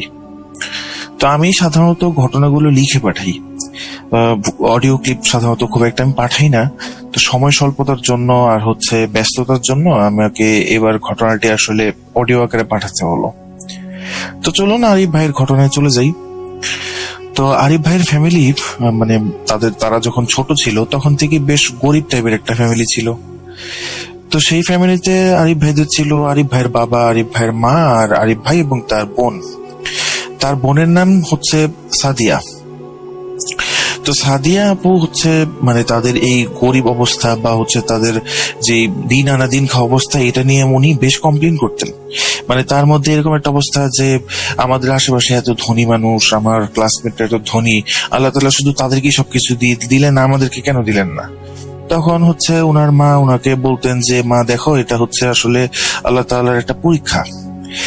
আমরা তো আমাদের সব জায়গায় জানি, আমাদের হাদিসেও আছে যে দুনিয়া হচ্ছে আখিরাতের শস্যক্ষেত্র। তো এগুলা বলে মানে সাদিয়া আপুর মা তাকে বোঝানোর চেষ্টা করতেন, কিন্তু সাদিয়া আপু তারপরেও এগুলোতে বেশ নাখুশ অবস্থায় থাকতেন। মানে উনার এমন একটা অবস্থা যে উনি এগুলো মেনে নিতে পারেন না। উনার চাই টাকা পয়সা চাই এমন ভাবে যে উনি খুব দ্রুত কোনো কষ্ট করা ছাড়া এই টাকা পয়সা পাওয়া যাবে আর কি। বাকিরা যেরকম ভালো আছে উনিও সেরকম ভালো থাকার জন্য মানে চেষ্টা করতে থাকেন। তো দেখতে দেখতে ওনারা বড় হয়ে যায়। আরিফ ভাইও লেখাপড়া করতে থাকেন। আরিফ ভাই ছিলেন ছোট, সাদিয়া আপুর থেকে ছোট। তো এক সময় সাদিয়া আপু বড় হয়ে যায় যখন, তখন ওনার জন্য বিয়ের সম্বন্ধ আসতে শুরু করে। তো বিয়ের সম্বন্ধ অনেক দেখা যায়, কিন্তু তাদের পরিবারের অবস্থা ভালো না থাকার জন্য তাদের মানে বিয়ের যে সম্বন্ধগুলো আসে সেগুলো খুব বেশি ভালো আসে না। এমন অবস্থা যে তাদের অবস্থাও দিনমজুর মতো অবস্থা। অনেক এরকম আসছে যে আপনার ভ্যান চালায়, এরকম অনেকের সম্বন্ধ আসছে, যেগুলো সাদিয়া আপু প্রচন্ড মানে মনক্ষুণ্ণ হন এগুলো নিয়ে, যে আমার জন্য এরকম কেন হচ্ছে, আমার সাথে কেন এরকম হচ্ছে। তো এক সময় তাদের আস্তে আস্তে আস্তে আস্তে অনেকদিন অপেক্ষা করতে করতে একটা সম্পর্ক আসে, যেটা ছেলে একটা সরকারি চাকরি করে, তিনি একটা সরকারি অফিসের পিয়নের মানে পোস্টে থাকে আর কি। তো যত যাই হোক, সরকারি চাকরির তো একটা অবশ্যই নির্দিষ্ট একটা ভ্যালু আছে, যার জন্য মানে এটা তো অন্যদের থেকে অবশ্যই ভালো। অন্যান্য যে সম্বন্ধগুলো এসেছিল সেটা থেকে তো ভালোই ছিল। তো সেই জন্য সাদিয়া আপু রাজি হয়ে যান। আর এছাড়াও এখানে একটা সুবিধা ছিল কি, এই যে যেহেতু পিয়ন সরকারি চাকরি করতেন, ওনার জন্য কোয়ার্টার ছিল আর রেশনের ব্যবস্থা ছিল, এগুলোর জন্য সাদিয়া আপু রাজি হয়ে যায়। তো ওনার বিয়ে দেখতে চলে আসে, বিয়ে হয়। বিয়ের পরে উনি চিন্তা করেন যে যাকে এবার অন্তত আমার এই দারিদ্র্য যেটা ছিল সেটা ঘুচবে, আমি এখন অন্তত আগের থেকে কিছুটা হলো আরামে থাকতে পারবো। কিন্তু বিয়ের পরে উনি যখন ওনার শ্বশুর বাড়িতে যায়, শ্বশুর বাড়িতে তো ওনার বেশি দিন থাকা হয় নাই। উনি ওনার হাজবেন্ড চাকরি করতেন, সেই সুবাদে ওনাকে কোয়ার্টারে থাকতে হয়েছে। তো শ্বশুর বাড়ির অবস্থাও তার খুব একটা যে ভালো ছিল সেটা না। তো তিনি চিন্তা করলেন যে শ্বশুর বাড়ি থেকে বের হয়ে যখন কোয়ার্টারে যাব, তখন হয়তো বা জীবনটা একটু আলাদা হতে পারে। তো তারা যখন কোয়ার্টারে চলে গেল, তখন তিনি খেয়াল করলেন যে তাদের অবস্থা কোনোভাবেই ফিরতেছে না। এরকম একটা অবস্থা যে বেতন পাচ্ছেন ওইটা শুধু পরিবার চালানোর ক্ষেত্রেই খরচ হয়ে যাচ্ছে, জমতেছে না কিছুই। উনি কোনো আরামায়েশও করতে পারতেছেন না বা নিজের পছন্দ মতো কোনো জিনিসও কিনতে পারতেছেন না, এরকম অবস্থা। তো এটা নিয়ে উনি বেশ মনক্ষুণ্ণ হন। উনার আবার এক দেবর ছিল। উনার দেবর একটা সরকারি ভার্সিটিতে তখন লেখাপড়া করতো, অনার্স পড়াশোনা করতেছিল, আপনার রসায়ন রসায়ন বিভাগ থেকে অনার্সে পড়ছিল। তো উনার সেটাই ছিল মানে শেষ বছর অনার্স কমপ্লিট করার। সেই ভার্সিটিতে উনার এক মেয়ের সাথে পরিচয় হয়। ওই মেয়ের বাবা আবার ছিল বিশাল বড় লোক, তাদের মানে বেশ বড় সড়ো বাড়ি ছিল। তারপর তারা মানে বেশ ধনী ছিল, বাড়ি ছিল, গাড়ি ছিল, মানে ওই চাকর টাকর ছিল, এরকম ভাবে আর কি। ওনারা বেশ বড় লোক টাইপের ছিল আর কি। তো দেখা যায় যে এক সময় মানে সাদিয়া আপুর হাজবেন্ডের ভাইয়ের সাথে ওই মেয়েটার বিয়ে হয়ে যায়। মানে এটা বেশ আনএক্সপেক্টেড ছিল। বিয়েটা হওয়ার পেছনে কারণটা ছিল কি, সাদিয়াপুর যে দেবর ছিল সে হচ্ছে ভার্সিটি থেকে পড়ালেখা শেষ করার পর বেশ ভালো একটা চাকরিতে জয়েন করে, যার জন্য মানে তার ওয়াইফের ফ্যামিলির তরফ থেকে কোনো ঝামেলা টামেলা হয়নি আর কি। তো সাদিয়াপুর হাজবেন্ডের নাম ছিল করিম আর তার ভাইয়ের নাম ছিল আসিফ। তো আসিফ ভাই বিয়ের পরে হচ্ছে তার শ্বশুর বাড়ি থেকে তাকে হচ্ছে একটি বাড়ি গিফট করা হয়। আসিফ ভাইয়ের ওয়াইফের নাম ছিল রেহানা। তো রেহানা আপুর বাবা হচ্ছে মানে আসিফ ভাইকে একটি বড় বাড়ি গিফট করেছিলেন আর তাদের ব্যবহারের জন্য একটি গাড়ি দিয়েছিলেন। তো বাড়িটা বেশ বড় ছিল। বাড়িটা বেশ বড় থাকার জন্য আসিফ ভাই চিন্তা করেন যে ঠিক আছে, তাহলে আমার ভাই আর ভাইয়ের বউ ওই বাড়িতে থাকুক।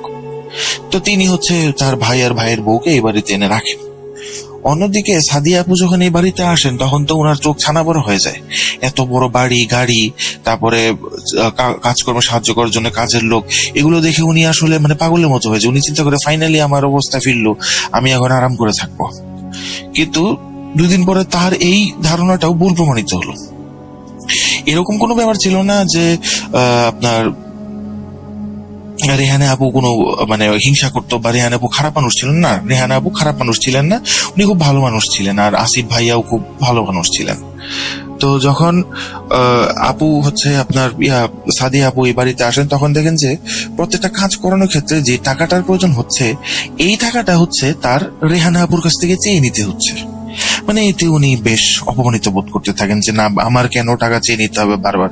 বেশ কিছুদিন এই জিনিসটা হওয়ার পরে উনি আসলে এই জিনিসটা ওনার পছন্দ হতে থাকে না। তো ওনার মনে রেহানা আপুর জন্য বেশ বড় ধরনের হিংসা কাজ করতে শুরু করে যে না, কেন ও এরকম থাকবে, আমি কেন এরকম থাকবো। এই ব্যাপারটা নিয়ে উনি বেশ মানে হিংসায় পরিপূর্ণ হয় ওনার মন। তো এরকম চলতে থাকে। এক সময় ওনার হিংসা এত পরিমাণ বেড়ে যায় যে উনি মানে হিতাহিত জ্ঞান হারিয়ে ফেলেন। ওনাদের বাসায় এক দর্জি মহিলা আসতো। ওই মহিলা হচ্ছে তাদের কাপড় চোপড় সেলাই করতো, বিশেষ করে সাদিয়াপুর কাপড় চোপড় সেলাই করতো আর হচ্ছে তার হাজবেন্ডের। ওই দর্জি মহিলা ওনাদেরই কাজ করতেন শুধু, কিন্তু আসিফ ভাই আর হচ্ছে রেহানা আপুর কাপড় চোপড় যা আছে ওনারা মার্কেট থেকে রেডিমেড কিনে নিয়ে আসতেন। তো ওই দর্জির কাছে একদিন বসে বসে কথা বলতেছেন। তো কথায় কথায় একসময় তার মুখ দিয়ে কিছু কথা বের হয়। উনি বলতে থাকেন দর্জির কাছে যে আমি যদি কোনোভাবে সুযোগ পাইতাম এদেরকে মেরে ফেলার বা এদেরকে আমার রাস্তা থেকে সরিয়ে ফেলার, তাহলে হচ্ছে এই সমস্ত সম্পত্তি, বাড়ি গাড়ি সবকিছুর মালিক আমি হতাম। তাহলে আমার আর কোনো সমস্যাই হতো না, আমি রানীর হালে থাকতে পারতাম। এরকম একটা কথা বলে বসে উনি। তো এই কথাটা শোনার পর দর্জি যে মহিলাটা আছে সে ওখান থেকে তখন মানে এই কথাটা শুনে বেশ অবাক হয়ে ওখান থেকে চলে যায়। তো অন্যদিকে আবার হচ্ছে সাদিয়া আপু চিন্তা করতে থাকে, আমি তো ওনাকে এই কথাটা বলে ফেললাম, এখন এই মহিলা যদি গিয়ে অন্য কাউকে আমার এই বলা কথাগুলো বলে দেয় তাহলে তো সবাই মিলে এসে আমাকে ধরবে, তখন আমি কই যাব। পরের দিন হচ্ছে দর্জি মহিলা আবার আসে। আসার পরে উনি মনে মনে ওনাকে দেখে খুশি হয়, কারণ সাদিয়া আপু মনে মনে চিন্তা করতেছে উনি মহিলা আসলে ওনার সাথে কথাবার্তা বলে এগুলা বলবেন যে আমি এগুলা শয়তানি করছি, তোমার সাথে মজা করছি, এগুলা কাউকে বলিও না। তো যখন ওই দর্জি মহিলা আসে তখন হচ্ছে সাদিয়া আপুকে দেখে বলে যে আপা আপনি কালকে আমাকে একটা কথা বলছিলেন, যে কথাটা শোনার পর আমি চলে তো গিয়েছিলাম। শুরুতে আমার আসলে আপনার কথা শুনে বিশ্বাস হচ্ছিল না, পরবর্তী চিন্তা করলাম যে না, আমি আপনাকে এই কাজে সাহায্য করতে পারবো। তার এই কথা শোনার পর সাদিয়া আপু তো চিন্তা করলে ব্যাপার কি, যে ভাবলাম হচ্ছে বাইরের মানুষকে গিয়ে হয়তো বা বলে দিতে পারে, কিন্তু না, সে তো দেখি আমাকে সাপোর্ট করার জন্য আসছে।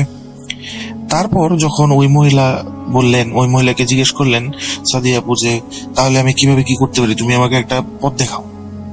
তারপর ওই দর্জি মহিলা বললেন যে আমি একজন কবিরাজকে চিনি, যে কবিরাজ আপনার এই কাজ করে দিতে পারবে, আপনি তার সাথে দেখা করতে পারেন। কবিরাজের বাড়ি হচ্ছে আমার গ্রামের বাড়ি থেকে সামান্য একটু দূরে, উনি একটা কবরস্থানের ভিতরে থাকেন, ওইখানেই কাজকর্ম করেন। তো সাদিয়া আপু তার হাজবেন্ডের কাছে বলেন গিয়ে যে আমি একটু বাড়িতে যাচ্ছি, মায়ের সাথে কিছুদিন থেকে আসি, মায়ের জন্য মনটা কেমন করছে। এই কথা বলে উনি আসলে নিজের বাবা বাড়িতে না গিয়ে উনি ওই দর্জি মহিলার সাথে উনার বাড়িতে যান। উনার বাড়িতে গিয়ে তারপরে উনি হচ্ছে ওই কবিরাজের সাথে দেখা করে।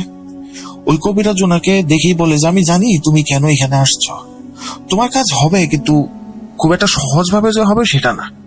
তোমাকে এই কাজের জন্য কিছু মূল্য দিতে হবে। মূল্য বলতে আবার টাকা পয়সা এরকম কিছু না, টাকা পয়সা তো আমি নিবই, হালকা পাতলা নিবই, কিন্তু তোমার নিজেরও কিছু মূল্য দিতে হবে সেটার জন্য, নিজের থেকে। তখন আপুকে জিজ্ঞেস করলো যে তুমি কি এই মূল্যগুলো দেওয়ার জন্য বা যে সামনে যেই কঠিন রাস্তায় চলতে হবে সেটার জন্য কি তুমি মানে প্রস্তুত আছো কিনা।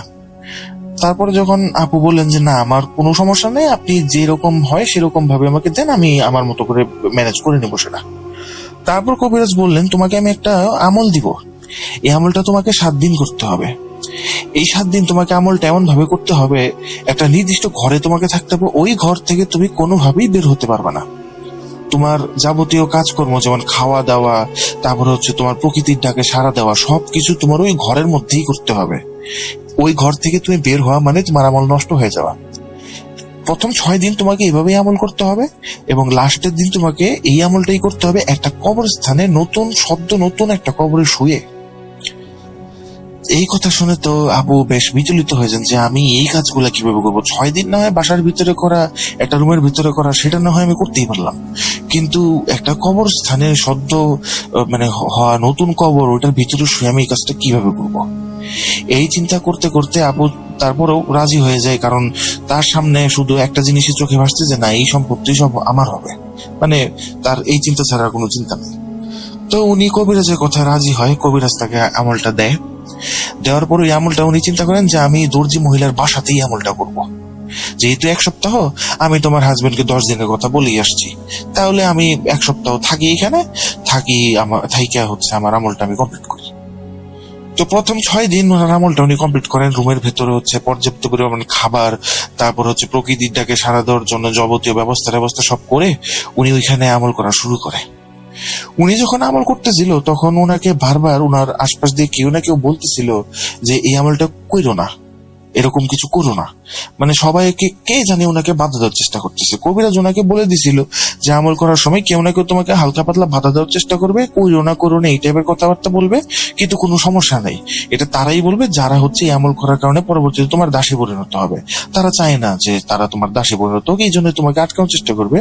ভয়ের কোনো কারণ নাই, ঘর থেকে যদি বের হও তাহলে হচ্ছে ক্ষতির সম্ভাবনা আছে, কিন্তু ঘর থেকে বের না হলে ক্ষতির সম্ভাবনা নেই, তাই ঘরে বসেই 6 দিন এই আমল করতে হবে।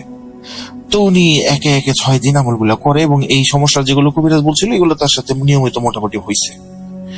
এরপরে লাস্ট আমল যেটা ছিল, লাস্ট দিন মানে 7ম দিন কবরস্থানে শুয়ে আমল করা, এইটা উনি যখন কবরস্থানে শুয়েছে উনি ওই দর্জি মহিলাকে বলছে আমি যতক্ষণ কবরস্থানে শুয়ে থাকবো তুমি এই কবরের সামনে থেকে নড়তে পারবা না, তোমাকে এখানেই থাকতে হবে, তোমাকে আমি এটার জন্য টাকা দিব।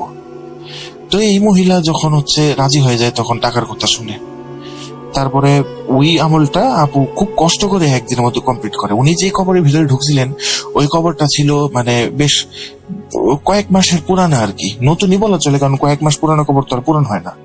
তো ওই কবরটার ভিতরে এত বাজে গন্ধ ছিল, মানে লাশ পচার এত বাজে গন্ধ ছিল যে উনাকে যখন সকালবেলা দর্জি মহিলা উঠাইতে যায় তখন দেখে যে উনি অজ্ঞান হয়ে পড়ে আছে। এরপর ওনাকে উঠানো হয় কষ্ট করে, ওনার আমল সম্পন্ন হয়। ওনার আমল সম্পন্ন হওয়ার পরে উনি আবার কবিরাজের কাছে গিয়ে বলেন যে আমার তো আমল সম্পন্ন করছি, এখন কি? তখন কবিরাজ বলে এখন বাড়ি যাও, বাড়ি গিয়ে নাকে তেল দিয়ে ঘুমো। তখন উনি বললেন যে এইটা কি ধরনের কথা, আমি তো আমল করছি আমার মনের ইচ্ছা পূরণ করার জন্য, তাহলে আমি নাকে তেল দিয়ে ঘুমাবো মানে কি? তখন কবিরাজ বলতেছে তুমি যাও নাকে তেল দিয়ে ঘুমো, বাকি সব তুমি নিজেই বুঝতে পারবা। তো উনি বাড়িতে যাই খুব টায়ার্ড অবস্থায়, বাড়িতে গিয়ে গোসল টোসল করে তারপর হচ্ছে ঘুম দেয়। ঘুমের মধ্যে উনি স্বপ্ন দেখেন যে কেউ তাকে বলতেছে আপনার হুকুম কি? তখন উনি বলছে যে আমার হুকুম মানে আপনি কে? এগুলো বলে বলে উনি আর কি ওই স্বপ্নটাকে তেমন একটা পাত্তা দেন নাই, কিন্তু যখন 3-4 দিন এই স্বপ্ন উনি দেখলেন তখন উনি বুঝতে পারলেন এটা হয়তো আমার আমলের ফল। তো উনি 4র্থ দিন বা 5ম দিন হচ্ছে ওই স্বপ্নের মধ্যে কেউ এসে যখন বললো যে তোমার হুকুম কি, তখন উনি বললেন যে আমার হুকুম হচ্ছে আমার দেবর আসিফ আর হচ্ছে আমার হচ্ছে আসিফের বউ রেহানা, এদেরকে ধীরে ধীরে জাদুর মাধ্যমে বা কালো জাদু বা যে কোনো উপায়ে এদেরকে ধীরে ধীরে দুনিয়া থেকে বিদায় করে দিতে হবে। তো তখন তার সামনে যে অবয়বটা ছিল স্বপ্নের মধ্যে এসে বলতো যে হুকুম কি, তখন উনি ওই অবয়বটা বলল যে এটার জন্য তো তোমাকেই কাজ করতে হবে, তোমাকে হচ্ছে একটা পানি দিব, ওই পানিটা হচ্ছে তুমি আগামীকালকে তোমার বাসার নিচে যে ওই বাগান আছে ওই বাগানের যে বালতি আছে যে বালতিতে বাগানের গাছে পানি দাও, ওই বালতির মধ্যে পানিটা পাবা এবং ওই পানির মধ্যে রক্ত মিশ্রিত অবস্থায় থাকবে, ওটা লাল পানি থাকবে। কিসের রক্ত সেটা তোমাকে বলা যাবে না, কিন্তু ওই পানি তোমাকে নিয়ে আসতে হবে। ওই পানি নিয়ে এসে তোমার ওই দেবর আর তোমার দেবরানীর যে জামা কাপড় আছে, এই জামা কাপড় ওই পানির মধ্যে ধুইতে হবে, ধুইয়া ওই জামা কাপড় ওদেরকে পরাইতে হবে। তো আপু তো মহা খুশি। উনি ঘুম থেকে উঠে পড়লো স্বপ্ন দেখার পরে। উনি চিন্তা করতে থাকলেন যে স্বপ্ন তো দেখলাম, এখন এটা যদি সত্যি না হয় তাহলে তো বিপদ হয়ে যাবে। তো আর আমি কবিরাজকে গিয়ে ধরবো, ওনাকে আমার কাছ থেকে টাকা নিচ্ছে, আমাকে আমল দিচ্ছে, কাজ হলো না, আমি ওনাকে দেখে নিব, এই ধরনের চিন্তা ভাবনা করলো। ওই দিনই বিকালবেলা উনি যখন ওই বাগানে গেল, তখন দেখে যে এক বালতি পানি, ওটার মধ্যে ওটার রং আবার লাল, পানির ভিতরে রক্ত মিশ্রিত। তো উনি বুঝতে পারলেন যে না, উনি স্বপ্নে যেটা দেখছেন সেটা সত্যি। তো উনি ওই পানি নিয়ে আসলেন। পানি নিয়ে এসে সাদিয়া আপু তখন রেহানা আপুর কিছু জামা নিলেন, আর আসিফ ভাই কিছু জামা নিয়ে ওটার মধ্যে ধুইলেন। ধোয়ার পরে ওই জামা শুকাইলেন, শুকানোর পরে 2-3 দিন পরে ওই জামা ওনাদেরকে পরতে দিলেন। এমন ভাবে যে এই জামাগুলো উনি কোন একটা স্পেশাল জায়গায় যাবে বা ওনার শ্বশুর বাড়িতে যাবে, গিয়ে তাই নতুন জামা কাপড় পরিধান করে যেতে হবে। এই জন্য উনি জামা কাপড় গুলো ওনাদেরকে দেন পরার জন্য। তো ওনারাও জামা কাপড় পরে। ওনারা জামা কাপড় পরার কিছুদিন পর থেকে ওনারা বেশ অসুস্থ থাকতে শুরু করে, দুইজনই। দেখা যায় যে কারো একজনের শ্বাসকষ্ট হচ্ছে বা একজন ঠিক মতো কথা বলতে পারতেছেন না। এমন এক সময় আসে যখন আসিফ ভাইয়ের এক সাইড পুরো প্যারালাইজড হয়ে যায়, আর সাদিয়া আপুর আপনার 2বার স্ট্রোকও হয়ে যায় এর মাঝখানে। এটা মোটামুটি 2-3 মাসের ব্যবধানের মধ্যে এরকম হয়। তো ধীরে ধীরে ধীরে ধীরে তাদের অসুস্থতা বাড়তে বাড়তে এক সময় তারা মারা যান। তারা মারা যাওয়ার পর সাদিয়া আপু যখন রেহানা আপু আর আসিফ ভাই মারা গেলেন, তখন সাদিয়া আপু চিন্তা করলেন যে যেহেতু ওনারা মারা গেছে, এখন আমি নাটক করি। তাদেরকে অনেক পছন্দ করতাম, আমি অনেক ভালোবাসতাম, এটা দেখানোর জন্য নাটক করি রেহানার পরিবারের সামনে, রেহানা আপুর পরিবারের সামনে। তাহলে এই বাড়িটা আর গাড়িটা অন্তত আমার কাছ থেকে কেড়ে নেবে না, কারণ রেহানা আপু ছিলেন তাদের একমাত্র মেয়ে। তো সাদিয়া আপু রেহানা আপুর বাবা মার কাছে গিয়ে বললেন যে আপনার এক মেয়ে গেছে, তো কি হয়েছে, আমি তো আপনার মেয়ে, আমাকে আপনার মেয়ে ভাবেন, আমি আপনার মেয়ে, আপনার সাথে আমি সবসময় আছি। তো এইভাবে উনি নাটকগুলো করেন।